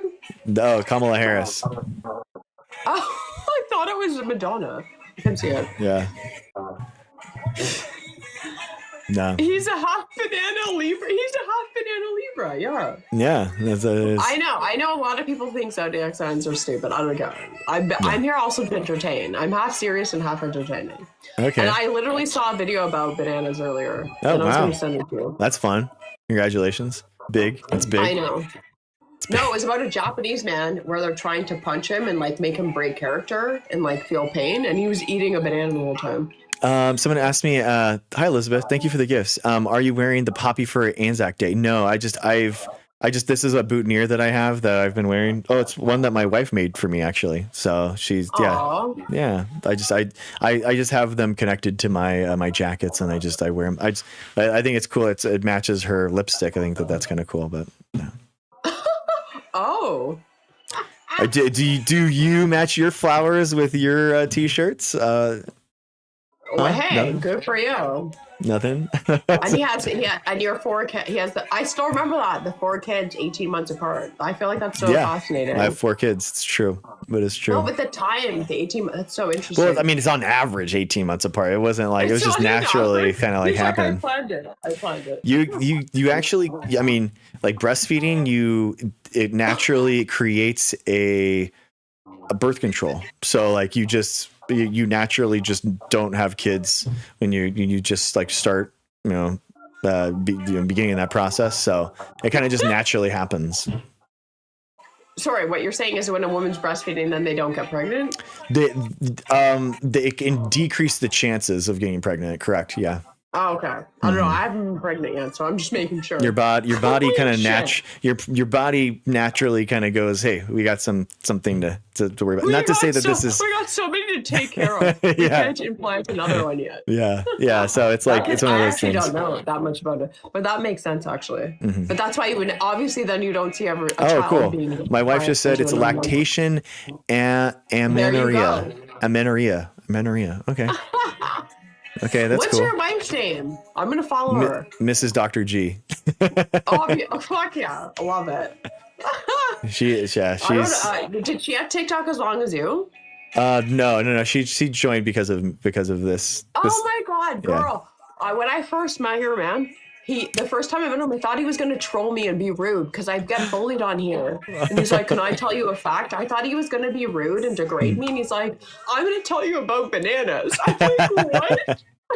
I posted on my page. I know. It was so, it's so funny. He's a darling, sweetie. He's so sweet and nice and respectful.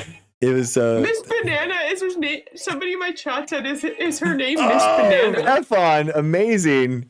Thank you, F-on. No, tell her to come in here. I want to follow her. Okay. No, he was very sweet and nice.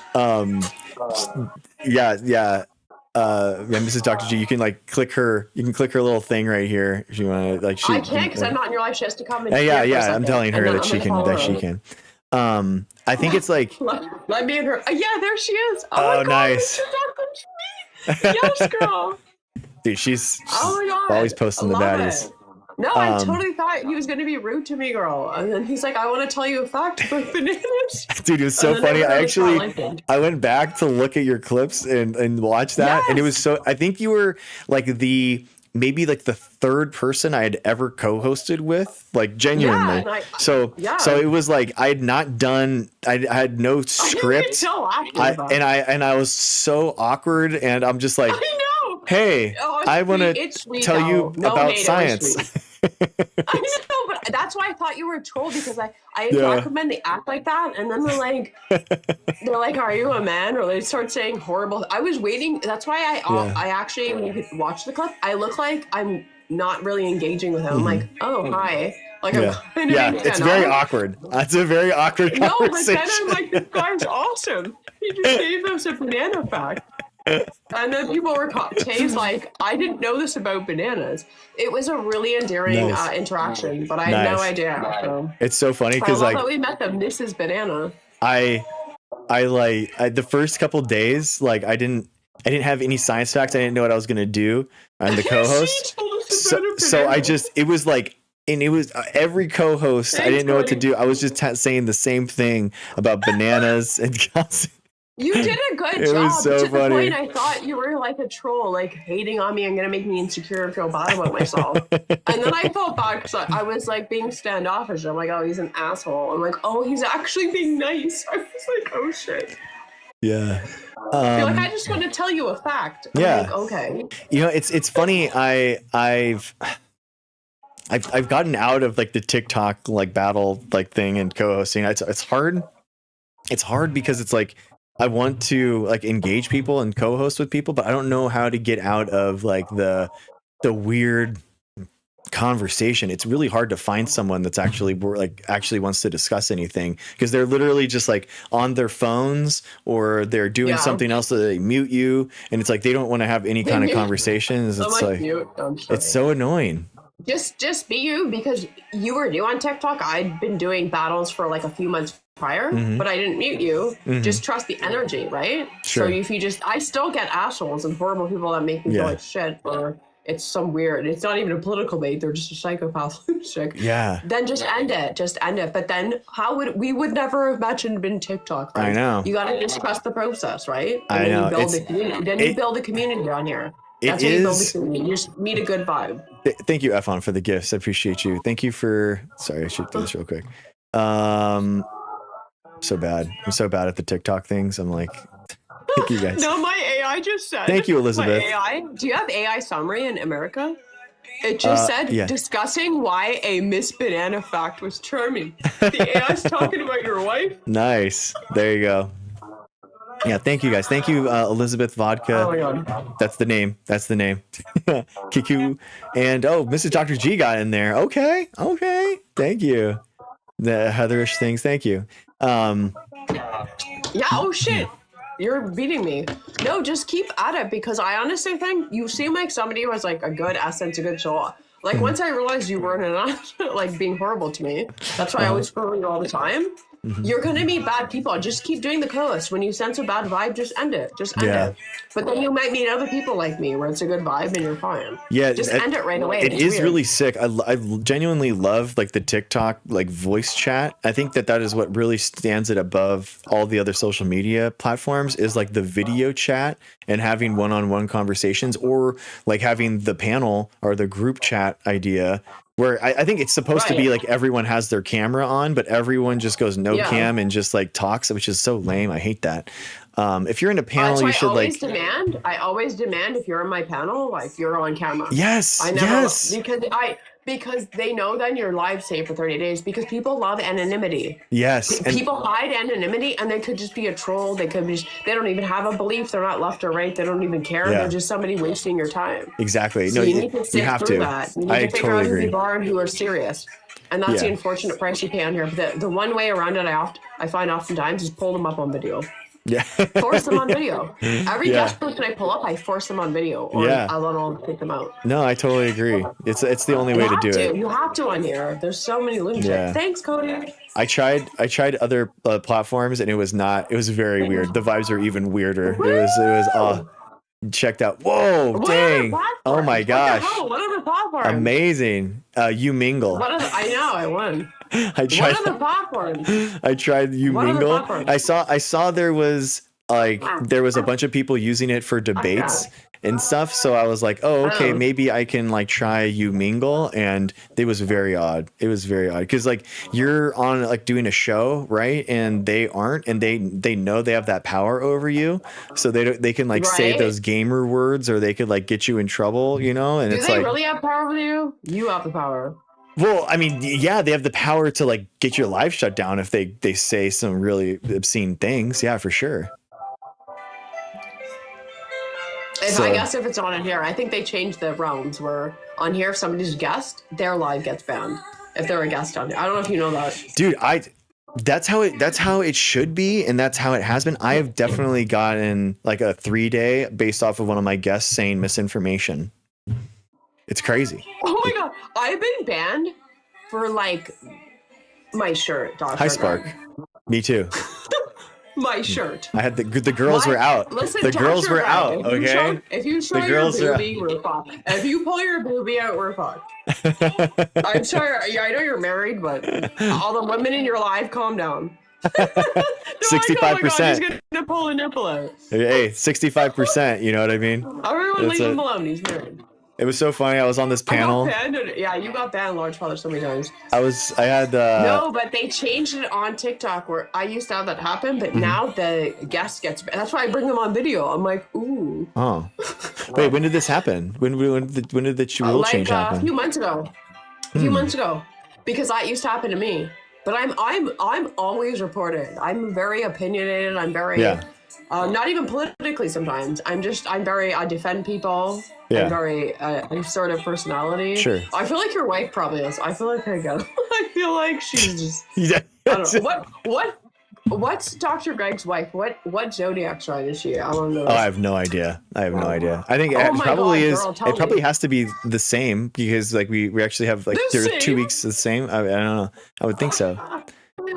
Okay, but what I'm saying is, it's like I think now Scorpio. we're in the guest box. Okay, she's Scorpio. She's a Scorpio. Scorpio. What's that even mean? I'm a What's that? Scorpio. I am a Scorpio. Oh, well, I there- said she's the same sign as me. Did Dr. Greg just All right. take this loss? This is Did it. I not? I will clip you. I will clip you and post it. And I'll ask your permission. But All right. I said I think she's the same sign as me. All right, guys. It's been nice. It's I been said nice. she's the same. Girl, It's I gonna- love her. It's gonna be. That's It's why gonna be I think nice, she guys. gets me. Just gonna thank you for being us. She's the same I'm sign out. as I'm me, gonna guys. just. We're just gonna. I I'll love see her. you. Bye. Oh, I hung up. I said it. I said she's the same sign as me. Love it, girl. I got. Then she knows. Then she knows I have her back. Oh my gosh. There you go. That's so funny. I hope Fierce. it was her that said it. Fierce. I knew she was the same as me. How does that? Yes, girl, That's around. so- I love it. That's the worst. That's the worst thing that could happen tonight. That's That's the word it is, and I'm gonna clip you. I'm like, what science could have predicted that? Oh my god. As there's a blue like ice thing on me though, and I'm losing. I don't know what How that is. sad. What is the icy thing? What does that do? Does that stop you It's from like, gifts? It's like some humiliation tactic. Oh, okay. Okay, Well, I'm supposed to look humiliated right now. Oh no. yeah. Yeah, but what's the icy This thing? test if you can be like brainwashed by like the superior echelons of the government with parasitic Yeah. energy. Is it like the? Sarah science goes above normal science. Oh my gosh. Oh, live match. Come on, Dr. Greg, that was funny though. That I'm like, I bet she's the same sign as me. That is crazy. That was That definitely is funny. insane. Okay. Don't was- make me pull the tarot cards. I don't know. I'll what- just do it for you. Yeah, exactly, Heather. I don't know what it means I at like her all. and I'll bond on that. It has to be something with like the gifts not being as effective or something, right? I don't know. With what? I What do don't. you I don't mean? know what the signs mean either, Heather. I have no idea. I have no idea. Oh. I'm completely. Well, your wife does. She's like, I'm a Scorpio. She's like, girl. I'm about to like read her tarot cards after this. Okay. I'm like, I got you, Um, girl. Interesting. Okay. Yeah. What's wait, I what's feel her- what's I Libra know supposed her to be? vibe now. I know What's her Libra vibe. supposed to be then? I'm not even gonna say, girl. I'll tell you. I wonder if she. I feel like she is she a November Scorpio? That's even more wild. Yeah. Yeah. If she's the same number as me, I'm ending this. I'm gonna get scared. No, I don't want to know. I'm gonna get scared. Star Stinger goes wild tonight. Scorpio Stinger. Oh my god. I don't want to know the number. I don't want to know the number. I'm too scared now. Okay. All right. Yeah, that sounds good to me. So it's good. You're scared too. A Libra is a. Somebody wrote a Libra as a banana. I'll take that. Is that what the sign is? Is that what the symbol is? It should be. We're gonna change astrology. Exactly. Libra's being changed to a banana. I'll take it. I'll take it. I'll take it. Oh, that's wild. Oh my god. But no, you can't. If somebody now as a guest in your life is doing something shady, it won't affect your life now. Just so you know. Dude, that sounds good to me. I mean, it impacted me like taking guests Same. sometimes because it's just like so ridiculous to have my. No, my I would get thing. banned like constantly. I'd have 3-day bans, week bans, all that. Then I Yeah. had to like just not talk about anything. Yeah. But now it's getting a bit different. Or I use different words when I'm talking about something. Yeah. Like if I talk about Trump or something, I would say trumpet. I had to change my language on here. Yeah, I hate But it. I've I been hate doing that. lives a bit longer than you now. That like I'm very monitored now on here. I Mm-hmm. have to change the language. I'm immediately banned. Yeah. Constantly. Yeah, I hate that. I hate the TikTok language stuff. It's like it's so boring to me. It's so frustrating. But you have to if you want to get your point across now. I don't I want to know. talk like that, but I have Yeah, to. yeah, exactly. I agree. I agree. Libriana? Okay, let's do one more before I gotta check out. Okay. Because you've been so much fun. Let's get this motherfucker. Oh, Okay. oh my god. Look, the fucking Scorpio wave took control of the fucking scene. She's like, let's make the phone call. I'm just joking. Libra Nano. There you go. Man, that's crazy. Crazy. So do you vote at all then in the elections in Canada? We do, yeah, but I'll. No, I know you. I know. I'm talking about you. I'm talking about you. Oh, do I? Yeah. I used to. What? I have a big problem with. I've gone past politics. I have a problem with class. I have a Oh, problem with okay. class. Wow. Look at The you. class situation has got out of control, and again, like, people don't know how I grew up or what I went through or what I've done in my life or how I've accomplished lots of things, done what I experienced. I even traveled the whole world after being in a wheelchair. And Wait, what? experienced different yeah, like, I had a really like, I look a certain way, but the reason I speak a certain way is the experiences I had in life. Wait, And how are that's you? just half Why the were you in a story. wheelchair? A really bad car accident. I was a passenger. Oh my gosh, I'm Like, so I should have sorry. died. I should have gone out the windshield. And I didn't have a seatbelt on or anything like that. Oh my gosh. And there was a lot of other crazy things. Like, I've been to Mexico on a one-way ticket. I didn't know when I was gonna come back home. Like, I know I like a certain. You have no idea. Like, I really immersed myself in humanity, and just experiencing humanity. Okay. That's why it's like, I can tell sometimes I think some things I'm saying are off-putting to you, which I don't intend to do. I've just had a different life experience than you, where Sure. my focus isn't always politics. I don't. Yeah. That's not my hyper focus. Sure. Because I've just seen humanity experience people and what they're going through below that. And a lot of it is very much class and echelon things. And it's big. There's a bigger picture than all that. But I get exactly what you're thinking about when you're talking about. That's why I'll never talk people out of that. But you have to understand me as a human being and what I went through to understand the full perspective of what I talk about half the time. Sure. Besides, like, education or any of those things. Sure. I've had a very interesting life, is how I'll put Dang. it. No, nobody I would mean, think that looking at me. But, I'm like, she totally. looks privileged. I agree with you, like in regards to like the class struggle versus like it's basically us versus like bad. the 100 It's billionaires. I mean, it's crazy. It's the bad. It's the bad. billionaires are so toxic to our culture and our Yes. countries and everything. It's unfathomable the amount of power and sway that they have on our governments. It's wild. Exhausting. Yeah, it's very frustrating. And that's like the focus I have. But I remember even like I was in like Tulum and stuff, like the pyramids there. Uh-huh. And I went and like you're not supposed to, but I sat on them. Rebel. I had to jump the fence, y'all. I sat on them. Yeah, I've had Okay. crazy. There's not enough time to tell it here, but no, I've traveled. I've been into crazy places all over Europe, like in the middle of Germany or like fucking Czech Republic. Like, Wow. I have insane stories, and nothing bad ever happened to me. Uh-huh. But it was nuts.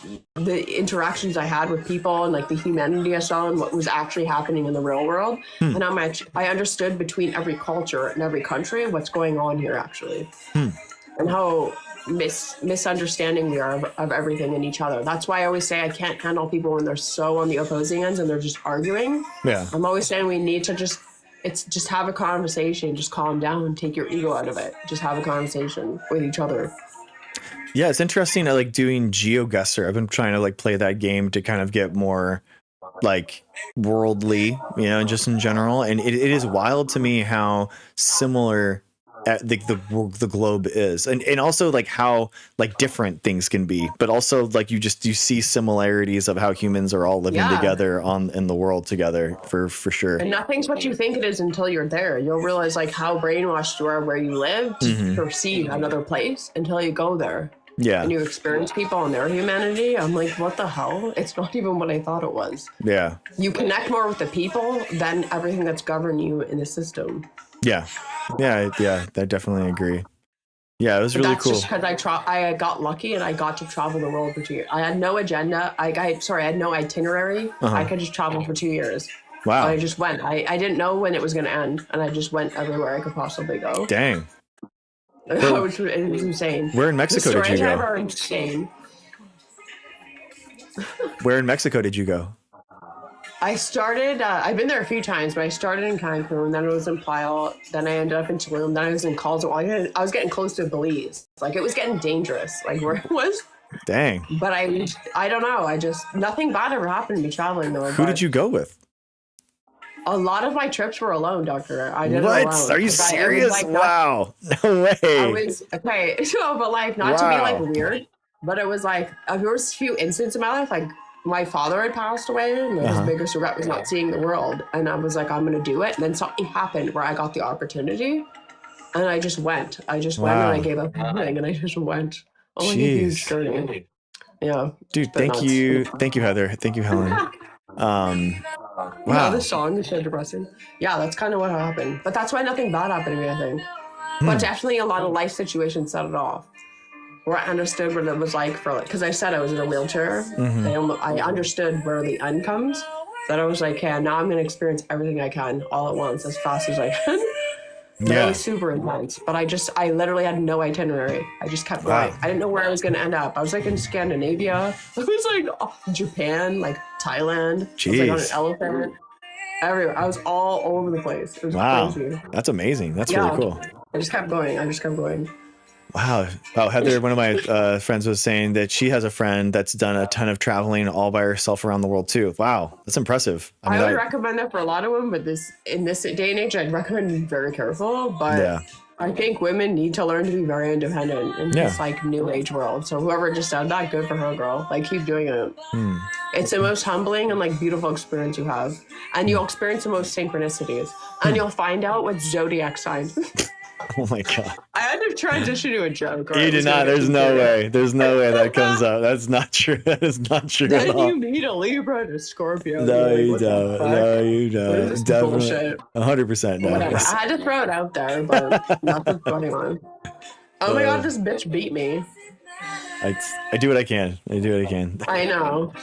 Well, thank you for the battle. This All was right. lovely. Well, yeah, thanks for hanging I'll tell out. my other life story another time, but good luck with the trolls. Okay, Hold I'm it trying. down. We're trying to get a debate. I know you so. got it, Dr. Greg. We trust in you. Oh, thank you. It was lovely seeing you. Yeah, awesome seeing you too. Thanks for the Bye. battle. See ya. Bye. Bye. That's awesome, guys. Starlink is so nice.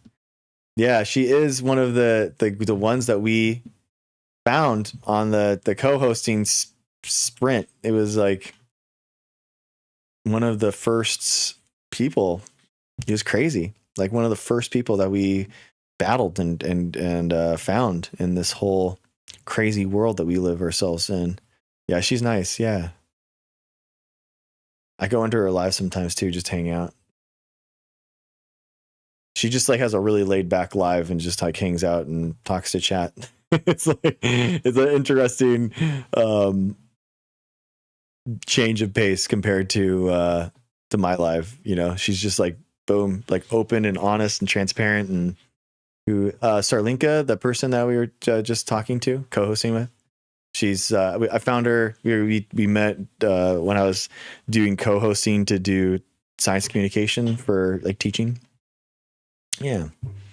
And yeah, it's interesting. It's interesting to I just the co-hosting's so tough, man. It's like you have to go through 50 people to get one person that's really good. But then you get that one person that's really good, and I feel like it's like worth it.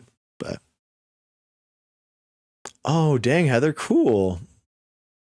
That's awesome. Thank you, Efon, for all the gifts. Thank you everyone who was gifting towards that. That was incredible. That was wild. The first couple of ones were like insane. It was like 3,000.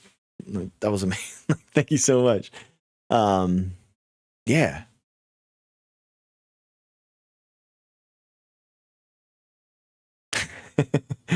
What is your stand on peptides? Way more experimental and dangerous than vaccinations. So hopefully you have all your vaccines before you even consider peptides. That's for sure. You just gotta, for most people, it's not even going to be a real benefit, so it's just not, for most people, it's not going to be worth it unless it's like GLP-1 agonist or something like that. Yeah, they are, Heather. And that's the thing, is that like peptides have gotten popular because of GLP-1 agonists and Ozempic and tirzepatide and stuff like that. So, that's kind of like why it's gotten really popular. But then there's other research chemicals that haven't had human trials, or they're very tenuous, the results, and people are basically spending absurd amounts of money on them that have nebulous results and exposing themselves to very, very, very dangerous side effects. So I don't think that they're doing a real good cost benefit analysis. Yeah, I mean, just that GLP-1s are awesome. I do think that they are kind of like a wonder chemical for, the situation that 60% of Americans find themselves in, where they are overweight. And I do feel like they really help people. So I wouldn't I think that is a really good way of decreasing your number one all cause mortality is obesity. So I think, getting to a healthy way is a really good idea. I swear the guinea pigs are taking peptides. Like, long term, what is it doing? Yeah, I mean, we don't know. That's the real thing. That's the real answer, is like, we don't know for a lot of these, but yeah. And I feel like it's very frustrating, because I feel like the fact that they're experimental, that people think that vaccines are as experimental, when I talk to these people. So it's very odd. It's very weird.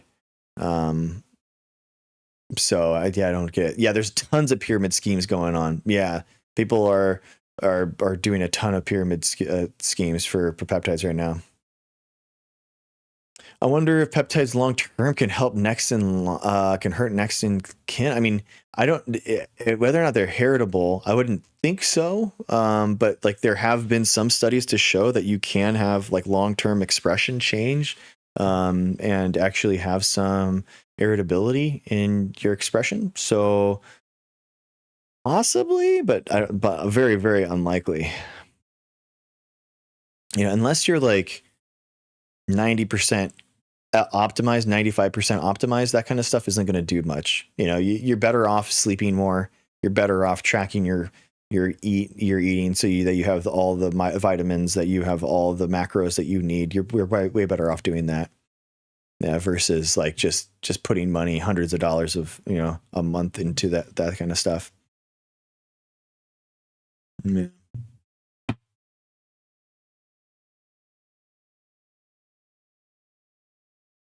Yeah.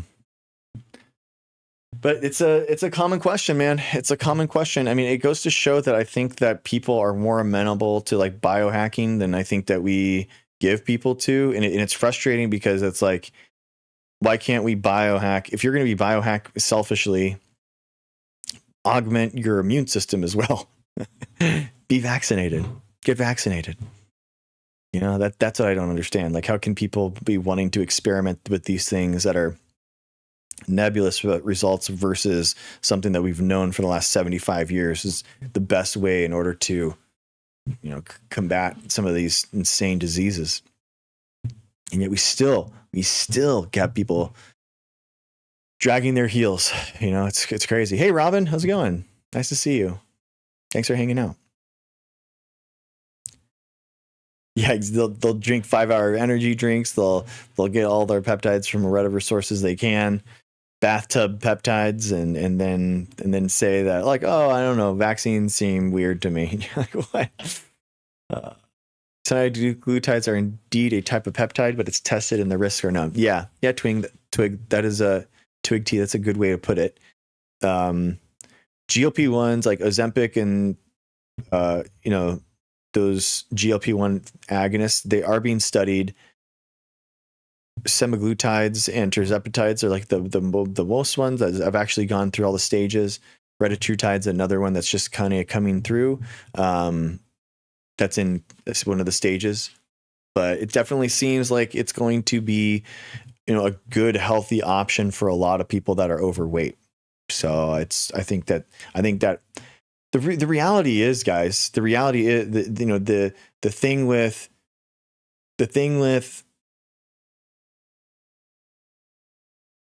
GLP-1 agonists, vaccines, like, there are pharmacological methods that have a huge benefit on your life. Okay. GLP-1 agonists to bring you into a healthy weight, to make you, your body at a healthy weight again. Vaccines in order to help your body take a defense against these viruses. Like, there are pharmacological like products in the world that are medicines that can help improve your quality of life. And this idea of like synthetically made chemicals, or I don't want anything synthetic in my body, or something like that, like it just doesn't add up. It's fear mongering for no good reason. And the reality is that we can test new medicines safely, and we can understand how their mechanisms work, and we can administer them safely with the consults and the advisement of a physician, of the healthcare community. you know, and it's separate. And that whole thing, that research and development, that physician relationship, that is all separate than the pharmaceutical companies that are trying to make these things and make money off of them. They're completely separate. And I think that we so often, these conspiracies just get into this pharmaceutical company fear mongering. And it's so frustrating seeing like the hard work of healthcare professionals and scientists just completely siloed by this visceral reaction to healthcare companies existing. Like it's just reality that they are going to exist. You know, we're not going to nationalize the production of this stuff. Honestly, maybe we should. Maybe that is like a possible way that we could, get these things out for cheaper.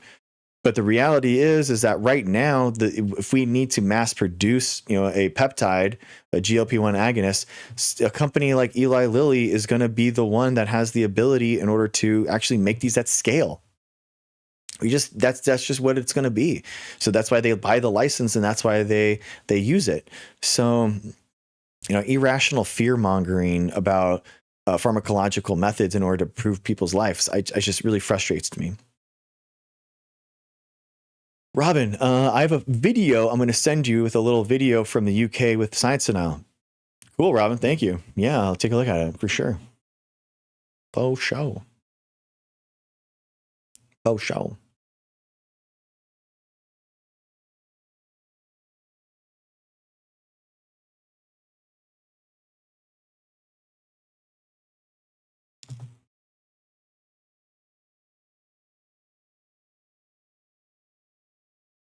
I sent you a video on Discord, just a short video news segment.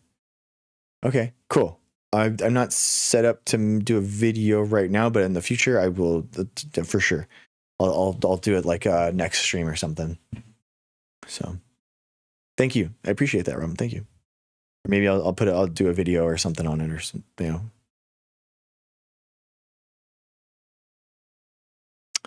Hey, MDZ, how's it going? GLP-1s are a peptide hormone, specifically a 30 or 31 amino acid from the pro-glucagon gene. Sure. Yep. If one is healthy, why get vaccinated off of something you don't have? Because your immune system can't fight off diseases from viruses all the time. And that's basically why. Like your body, everyone that has ever existed had an immune system, right? And they still died. Your immune system in and of itself and your body isn't enough in order to heal all diseases and to fight all diseases. So, getting vaccinated helps yourself live longer. It helps public health because not everyone can get vaccinated in order to stay healthy. So it is imperative that everyone who can get vaccinated gets vaccinated.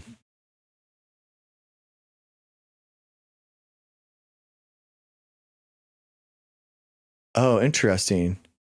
I didn't know that's where nuclear magnetic resonance imaging was renamed to MRI over fear-mongering. Wow, I didn't realize that. That's interesting.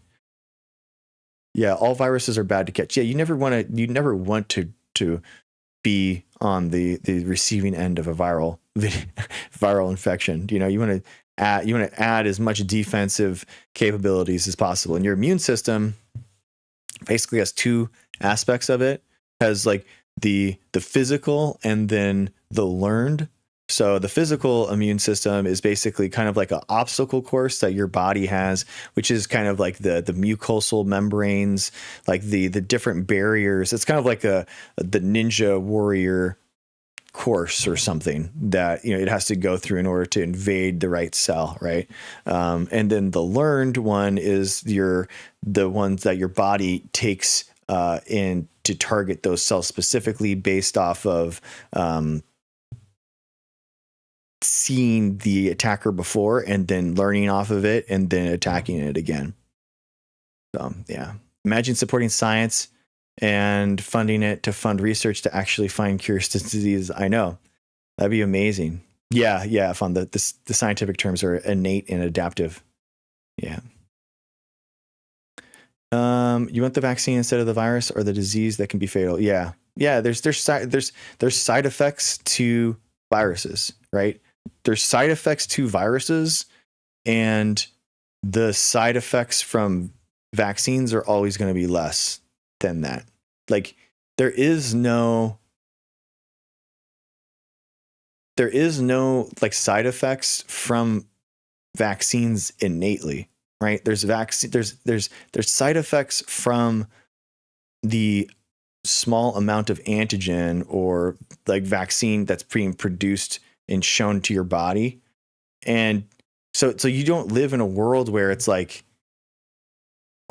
the only harm that can come to you is vaccine side effects. So that it's a really yeah, I'm actually trying to make a game right now that puts these proportions in like a video, like a game format to show how absurd it is in order to side with the virus instead of humans and the side effects of the vaccines as opposed to the side effects from viruses.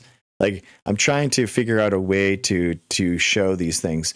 Like for example, the side effects from the MMR vaccine is like 1 in a million. Versus the side effects of measles is like 1 in 100. I mean, we're talking orders of magnitude here, right? but the fact that there are some side effects of a virus, some side effects of a vaccine, I feel like we shouldn't even talk about it. It's such a small percentage, and it's you don't live in a world where you don't get exposed to viruses. So that's the difference. So, and we're seeing the harm from it right now, you know? So, I mean, especially for a lot of these guys, like not even believing in germ theory, that's just a brain buster. That is so wild to me. It's so nefarious and it's so bad faith.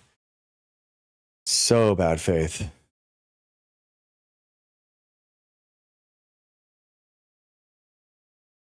Yeah.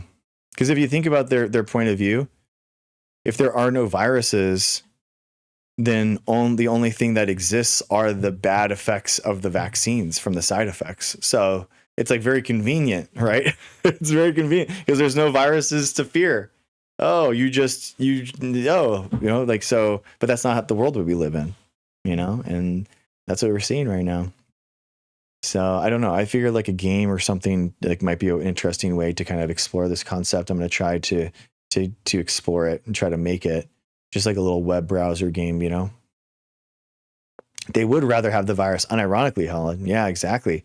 They genuinely do think that for some reason that the innate immunity from a virus is actually better. I mean, you get exposed to more antigen. You get exposed to like more of the viral particle. So in theory, you know, yeah, if you can survive that amount, then maybe. But the problem is not everyone can. So it's like, that's why the vaccine is a small amount of antigen, right? It's a small amount of the virus, and that's safer for people. That's the whole point. So yeah. Yeah, exactly, Helen. I know. It's wild. It's crazy. It's crazy. I'm back. Sorry to hear to learn. Sorry, bro, here to learn. Oh yeah, I set the tone. Yeah, you're fine. You're always good. You asked before, have you ever made arguments for the opposition and how important that it is to do? Yeah, for sure. I mean, I can definitely make the arguments from both sides of the argument for whatever I'm talking about. I do think like as a science communicator, it's not something that I do commonly, just because if I'm clipped out of context, like spreading misinformation, then it's nefarious, right? But I do understand the counter arguments enough to elucidate and talk about them, but I'm not going to cosplay or like put on a different hat and say something that isn't true, because I think that that's like materially harmful. Hey, Dr. Joe, how's it going, man? I sent cryo-EM images of viruses to a guy. He said we should research what that really is. Dude, Dr. Joe, I was on a panel with someone and I was like, bro, we can literally just through a cell sorter, just cell sort every, gate check anything lower than 1 micron and just like put that all in, the A1 well. And that's literally viral particles and cell lysate like isolated. Like there it is. But like the idea that we couldn't even use a cell sorter, like their ways of understanding science is so deprecated and detached from reality that they can't even wrap their mind around like a fluorescent cell sorter or a size gate cell sorter. It's just like, it's so crazy. It would be so easy. Like there's so many different ways in order to like isolate viruses, like that we've done so many different times. I mean, it's so hilarious. It's so funny. I'm trying to think of the analogy. It's so facile when we do stuff that is infinitely more complex every day in our experimentation. It would be like talking to someone and that just ran a marathon and being like, yeah, but could you even walk 3 steps? And you're like, bro, that's literally, yeah, that's part of the process that we do. Like, yeah, we have to isolate viral particles in order to make adeno-associated viruses, which is what we do in order to, deliver anti-cancer medications or gene therapies. Like, what are you talking about? We literally have to do it all the time. We should make a show where we put them in a lab for one day. I know, exactly, dude. Like that. Like if they only knew. And Dr. Joe, that's why I love your videos, man, because that you talk about these cool things that were actually happening and doing. And it's like, and I do think that it helps show how advanced science is, right? The Star Trek stuff that we do every day in the lab. So the idea that we couldn't do these basic things, like really, man, like really? I asked the same person like about after the size gate, and she didn't understand anything. She's a supposed PhD in immunology, never gave me any publications or thesis or dissertation to look up. She just said, trust me, bro, on that one. I was like, okay. Got it in the 1990s. And then now she's like a water memory person that's selling detox cleanses, of course. But she's, doctor. Her name was actually Dr. Joe too. Maybe did you go in there? I think maybe you went in that live the other day. Yeah, yesterday. Anyway, the water mama doctor. Ah, jeez.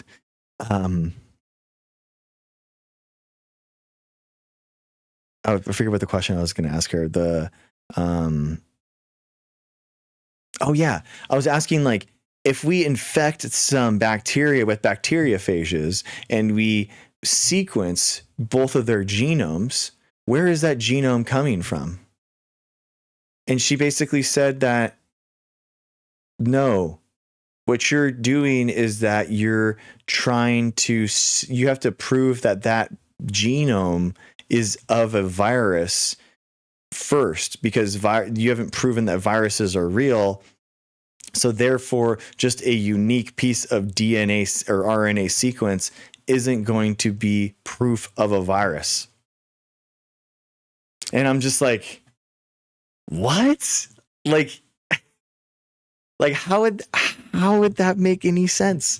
How does that make any sense? So it's just a random piece of a DNA sequence or an RNA genome that evolves over time that we can sequentially isolate and then re-evolve and change and introduce into new hosts and all that kind of stuff. But it's just a piece of random genome that has no relation to this viral particle.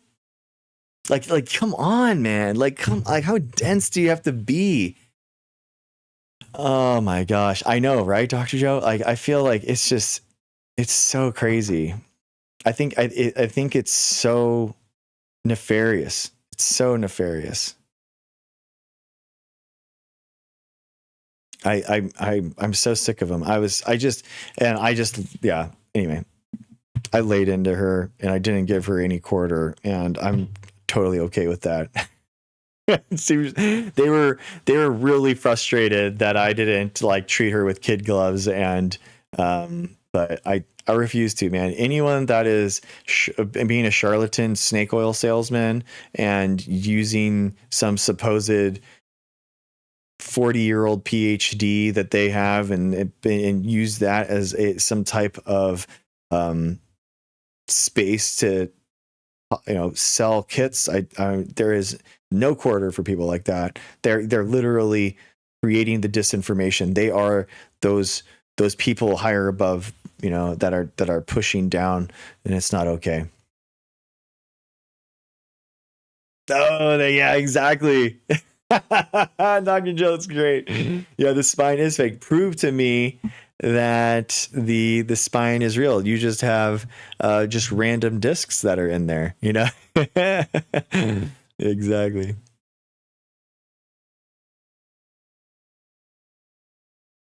Yeah. Yeah, I think so, Twig. I mean, the original, it was like if the alpha variant had actually stayed around, then I think that, and we had a good vaccine adoption, then they could have been eradicated, possibly. But the problem is Omicron. Like, basically Omicron was too infectious and it mutated around the vaccine well enough that the asymptomatic spread was way too much, way too quickly. And that was actually a point that I hated during we saw it happening real time. Obviously, everyone was like tracking the mutations, and we knew it was coming. So the idea of the whole mRNA vaccine platform is that you can, within 11 days, change the target mutations for that vaccine to make a new vaccine. So you could change the spike protein in the next batch of vaccines within 11 days. So they should have just rolled out a new vaccine sequence. Like, as soon as Omicron showed up, as soon as we thought it was there and was going to be dominant, and we saw how quickly it was evolving, like, we should have just put that into the vaccines. Like, that, it was. I think that's where we really failed. And the problem is that basically every new sequence in these mRNA vaccines has to be tested separately. And that's the problem, man. I really do think that that's a huge detriment to the ability for this sequence, the mRNA, vaccine platform, to really exist. It's really, really unfortunate. Really unfortunate, I think. So.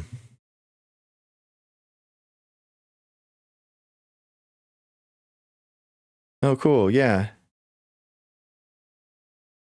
Nice. Cool. The new stuff does look good. I like it. Nice. Cool. Nice. I'm glad that went well. That's going well. All right, guys. Well, thank you for hanging out. I appreciate you. If I could change one thing, I would make a regulatory body for supplements. Yeah, dude. For real. I think that it has to be two-pronged. Like, I do think that regulatory supplements is a good thing. I also think that letting more people use more experimental gene therapy targets and stuff like that, probably okay, especially in like the cancer fighting stages. Like, like my mom didn't get any of the new molecular biology tools that we have, like, in her treatment. They just didn't give it to her. They gave her like 50-year-old chemotherapy drugs. And it's like, I know that these gene therapy techniques are there. They could have been used. I don't know. The oncologist didn't do it. It was a huge problem that I was recognizing, and that was why we like changed hospitals, and we eventually went to City of Hope. But like she was way too far gone. So it was too much, too quick. So, but yeah, like I think that she should have gotten that. You know what I mean? And I think that like if I was gonna have like any type of cancer, like I would want the most advanced, latest and greatest. Like put me in there, and we have the research trials that you can sign up for, but I don't think that there's enough people in them. I don't think that we open it up enough. I don't think that we don't allow as many people in there as possible. And I think that we should. Like, I think that that's totally okay. Yeah, exactly, Michelle. Your niece is alive because of gene therapy techniques for cancer. That's amazing. That's good. That's amazing. That makes me so happy because like that gene therapy technique, that's my field, right? I'm a molecular biologist. That's what I am. So that's so cool. Like I love that. That's such a cool thing. Click of the magic finger, and now you are the Democrat leader to be sworn into presidency. What does that look like? Okay, 1 second. I feel you. Even here in the UK, we are lagging behind what we are capable of providing in care. Yeah. I think you have to be honest with people, right? Let's be honest with people, like with what is going on, and like let them know like how experimental something is, but then like give them the opportunity to like reap the rewards of science, right? Of research science that they are paying for, right? They are paying for the regulatory and the research science to be done. So like give them the chance, you know? What does that look like to me being sworn as the Democratic leader sworn into presidency?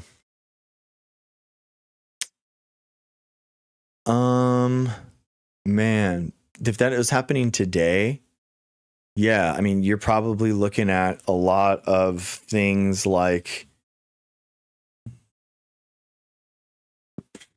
I would probably be using a lot of the powers of the presidency in order to unwind and stop the infestation of MAGA into American politics, and like firing anyone that was appointed by Trump, making them reapply, changing some institutional stuff. Like, I think you just have a lot of things. You just have to have a lot of things go through the DOD, basically, because that's where all the power is in the presidency. And I think that's just how the Constitution works now. I don't like the fact that the Supreme Court has made the Constitution more, unitary executive theory, which is so heavy-handed for the president. But I do think that is what it is right now. So, and it can't be that the Democrats have, some type of constitution and the Republicans play the other one. So I feel like you have to like meet the moment and like rise up and change things specifically. So yeah, that's what I would do. Yeah.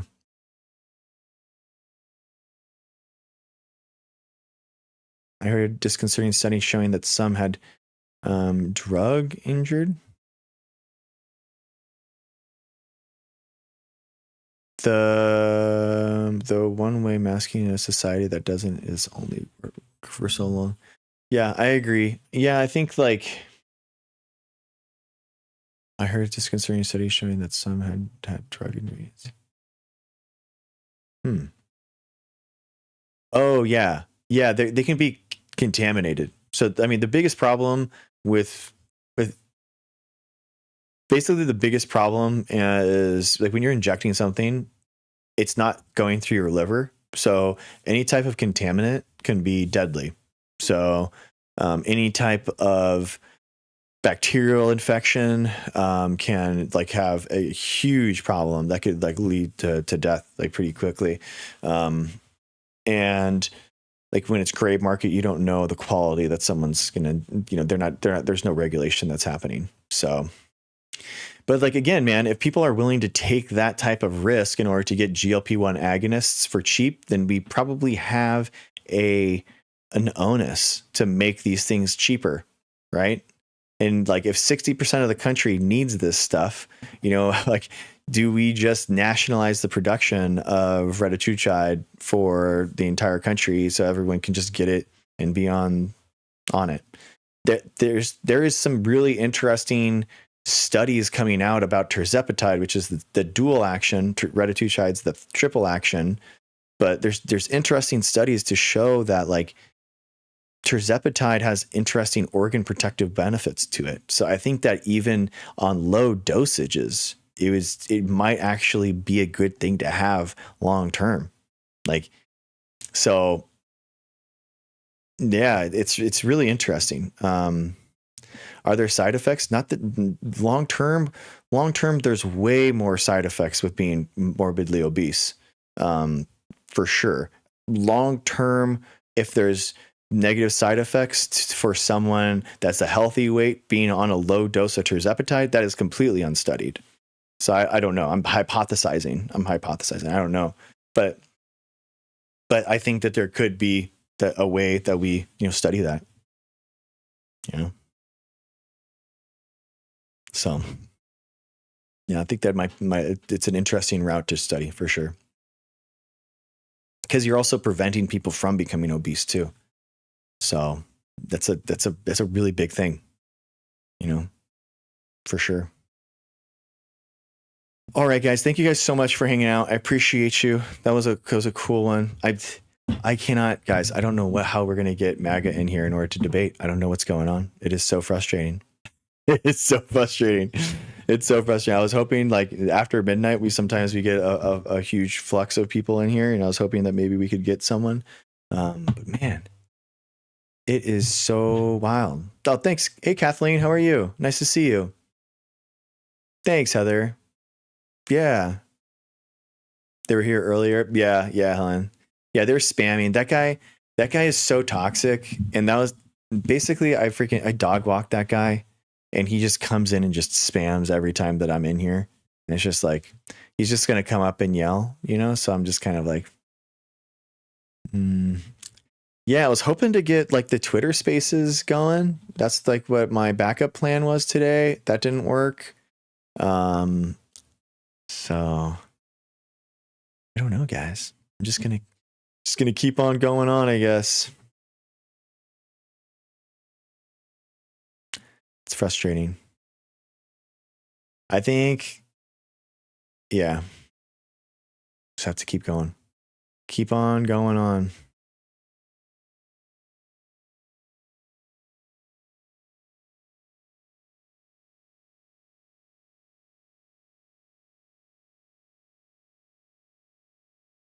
Right out the lull. Yeah.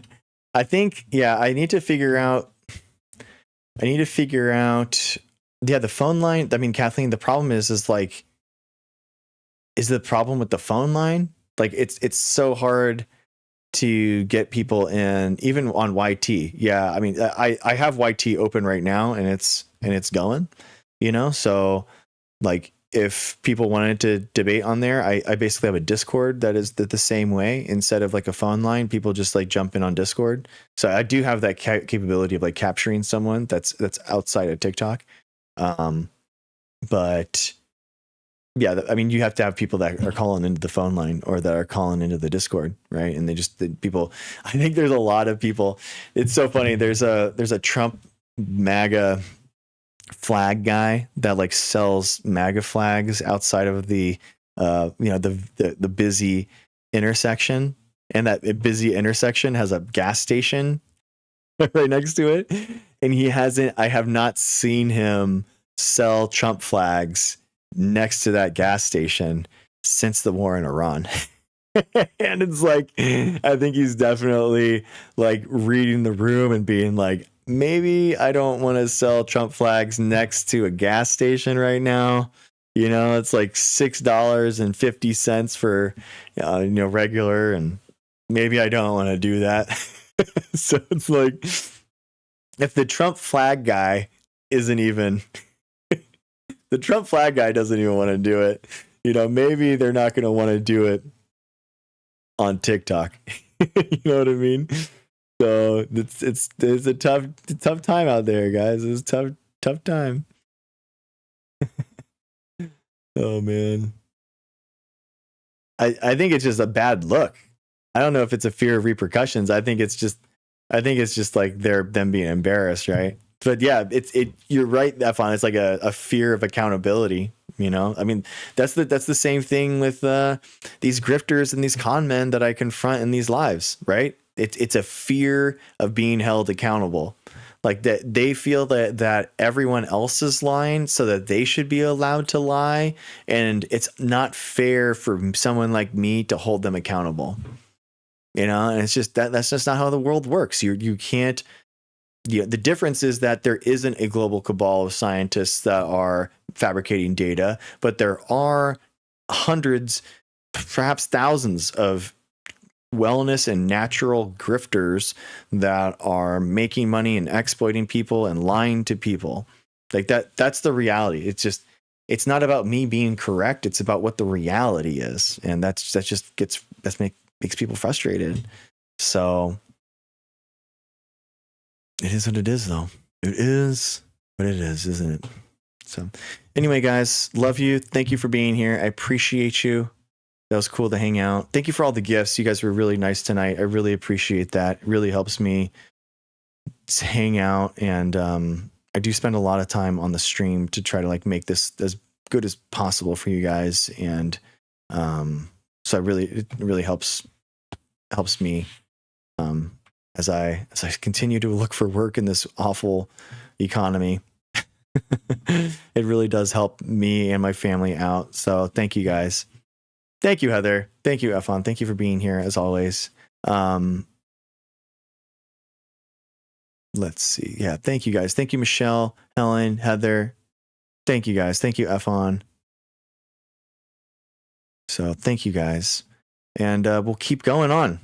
We'll keep going on. Another type of climate change. Yeah, exactly.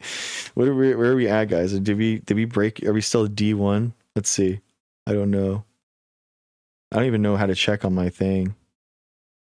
I don't even like the crazy thing about the it's so crazy the amount of the amount that people get in like A1 and these crazy like these leagues and stuff. Like I was looking through like the rankings and stuff. It's like how, bro? Like how are people just spending like hundreds of dollars per battle for these people that like you don't even you see the thing change on, you know, you see the graphic play, but the person doesn't even like acknowledge your $100 gift. You know what I mean? It's like what? Basically, you have like D, C, B, A leagues, A being the top, and then 5, 4, 3, 2, 1, 1 being the top. So like we made it from like D4 to D1, and then I actually got up to like C2 when we were battling a ton, but now I've like dropped down to D1, and it doesn't matter like as much as it matters to like when you're co-hosting and when you're battling people. It matters to like actually get matched with people that are trying to actually make a product or something, you know. But a lot of times, a lot of the battlers and stuff, they just completely ignore one another, and they'll just put each other on mute and then just scream at their chat to gift. It's crazy. They'll just be like, gift, let's go. And then, you know, they'll go crazy for the battle win or whatever. But it's like, all right, next one, next. Okay. Every 5 minutes, it's just like a neurotic like game show that they're playing. And it's so intense, man. I can't, I guess like what I'm trying to do here is bigger than like the TikTok battle, you know, like I really do want this to be, you know, a podcast, a show, a nightly show that you can like recommend to people, that is like a variety show that has debates, science content, that kind of thing. And I've really changed in the last month. I've really changed like the the scope of the show to kind of be pushed towards YouTube and Twitch, to include that and really have like a more polished YouTube product. If you've checked out the YouTube stream in the last month, like you've seen a huge difference. Like it's a full-fledged stream now. It's not just a TikTok stream that was uploaded and archived to YouTube. So, but yeah, that's my goal right now. Just trying to like really flesh out and make it something that's cross-platform and that kind of things. Because I'm really scared, honestly, to be honest with you. Like I love TikTok and for the ability to meet new people, and I think the co-hosting and the guest thing and how people are brought together creates incredible interactions. And I love that. That's one of my favorite things about it. But it scares me to put so much time and money into one platform. Like it's as a content creator, like that really scares me. So I'm really trying to diversify now, create more on the YouTube space. So that's what it is. So looking at my videos on YouTube, like watching them makes a big difference for me. I really appreciate if you do that. It makes a big difference for one, me getting monetized on YouTube, which would be amazing. Because then I could get super chats and I could like get some like money going there. But like honestly, my views are so low on YouTube that it doesn't really matter. I'm not going to get a lot of money, but it just kind of unlocks that super chat stuff, which would be cool. But then two, I just need to get some chatter, going on YouTube. Guys, we have a debate later this week on the 30th, I think it's the 30th.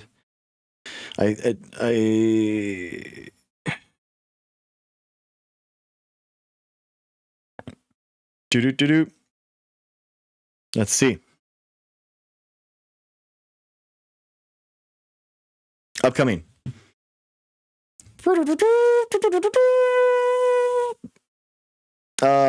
Thursday, Raging Tomato. I got invited to be a panelist on someone that was talking about eugenics in today's society. So that's going to be on Thursday, April 30th. It starts at 10 Eastern Standard Time, so 7 p.m. So I'm going to try to get on there. We'll see. And then Sunday we have another debate on evolution. That's on Sunday at 8 p.m. So that should be good. Yeah. There seems to be a lot of paid followers. I know, Hazel. It's so wild, man. The botting like is out of control, dude. It is crazy. It is so crazy. It's so toxic. And it's so funny because so many people accuse me of like being paid for and like by like pharma and stuff like that. And I'm like, bro, like I've 500 and something YouTube subscribers. Like, you don't think I would have put some change towards like some YouTube subscribers? You know what I mean? Like, what are you talking about? It's so funny, dude. It's so funny. But anyway, it doesn't matter. It doesn't matter, right? But whatever, guys. We gotta just, it does hurt my ability to get onto podcasts. I think that's the same stuff. Helen, do you ever get tired of debating the same subject? I think if I debated the same subject the same way every single time, yeah. And honestly, when we were the first months of the stream, where it was like maybe like when we were doing 6, 7, 8 debates a night, and sometimes we had like up to 15 people during for one debate night. So it was just like constant. And that felt really Groundhog's Day, because during the same night, I could have the same question asked and the same line of questioning at half a dozen times. And it was just like, what is going on? And I just got so just fried on that. It's so exhausting. Do I ever get frustrated that we are still debating the same conspiratorial nonsense for the last 6 years for COVID and stuff like that? Yeah.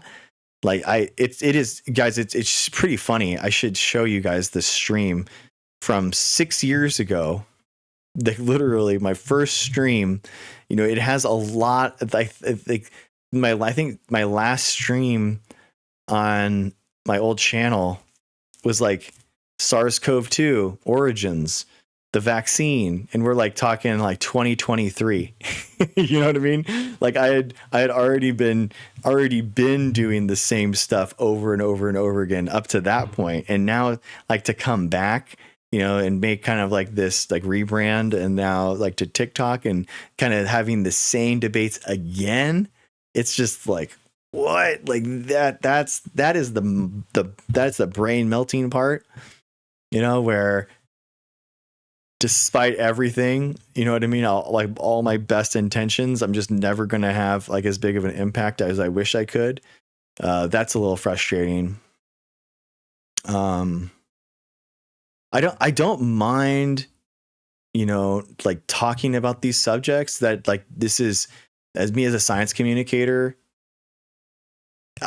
I am up here for you guys to ask questions to me. So like whatever you guys are asking a lot of questions about probably is where the science hasn't been communicated well enough, right?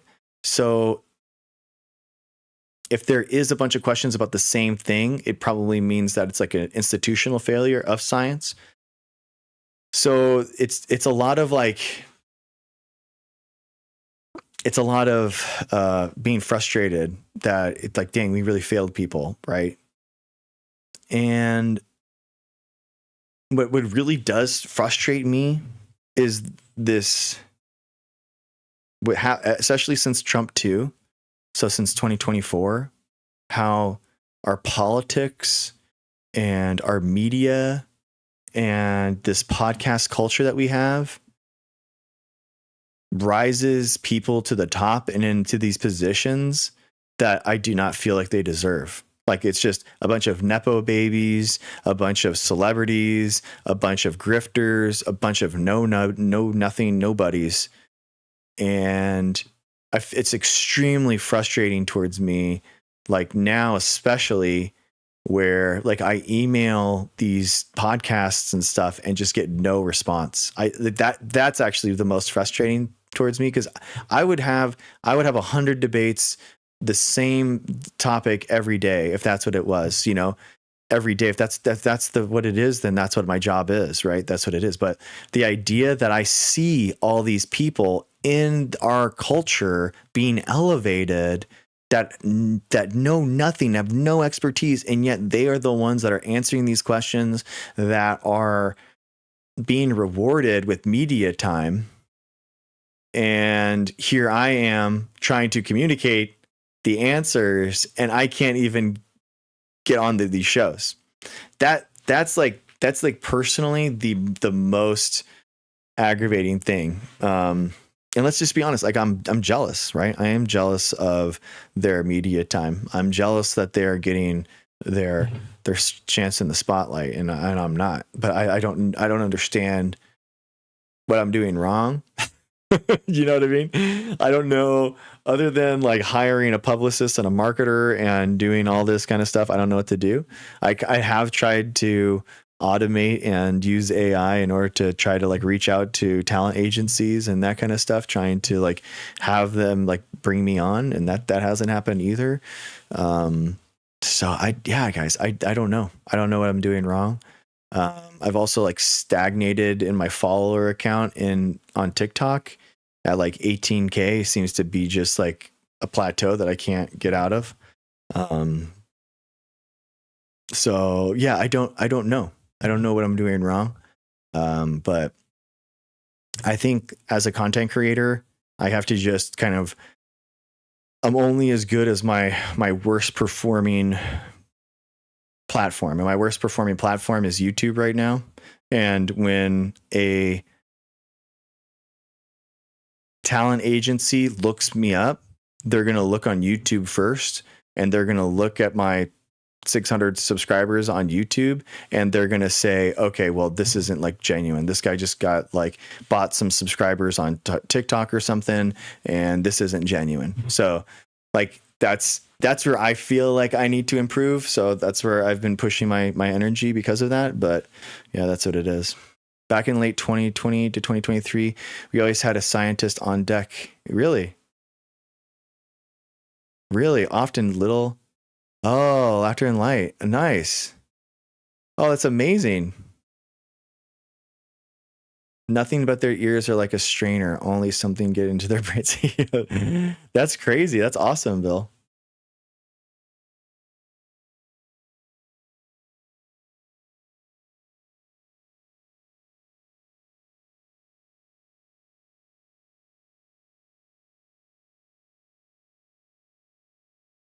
Live in public science debates would pop off. Yeah. I have reached out to several like new independent media organizations saying that like I could be their science correspondent, that I could be, you know, their science person, to try to kind of like bridge this gap and try to have it, and nothing, just nothing. Oh, my dude. Yeah. Yeah, I'm familiar. Yeah, I tried getting like on TikTok during that time, and I just could not get it to 1,000 followers in order to make the live shows, and I was just extremely frustrated. I uploaded like 100 videos to my old account, and I just got nowhere with it. So I think I got like 30 followers, and it was just like nothing. I just got nothing, no traction. So I was just like over it. And I wish I had done it, kept doing it. I wish I had, that's something else I'm learning. Like my personality is I really get like, I go deep into something really hard, and then I back away, and then I go really hard, and then I back away. And I just need to learn perseverance, like in trying to go through these hard spots and just keep chipping it away. So that's what I'm trying to do, you know, here actually, like consistently, you know, once we're up into July, like I've done this for consistently for a year. So I've my old science communication that I used to be doing on the peer review was like more inconsistent, like once, maybe twice a week. Like it was probably like once a week. And it wasn't like high quality. It wasn't anything that I was like proud of, or making something, you know, it wasn't anything like this.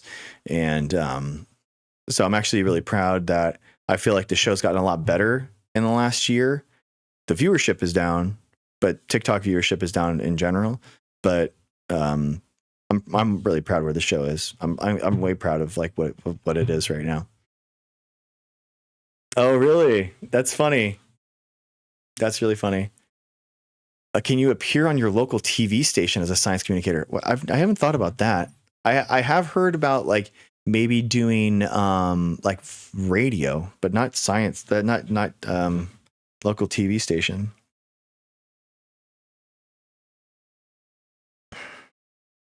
Interesting idea. That's an interesting idea. Yeah, for sure. All right, guys. Thank you, Eflon. Thank you. I gotta go, guys. Thank you guys for being here. I appreciate you. I love you. I'll see you tomorrow, maybe. I think maybe I might take the night off. No, actually tomorrow night for sure. The next 2 nights for sure, because my wife works the next 2 nights, so I'll definitely definitely do that. So next 2 nights will definitely be streaming, and then we'll probably take a couple off when she takes some time off too. So love you guys. I'll see you tomorrow night. Let's do it. Okay. See ya. Peace. Bye. Thank you for the gifts, everyone. Appreciate you. Love you. Bye.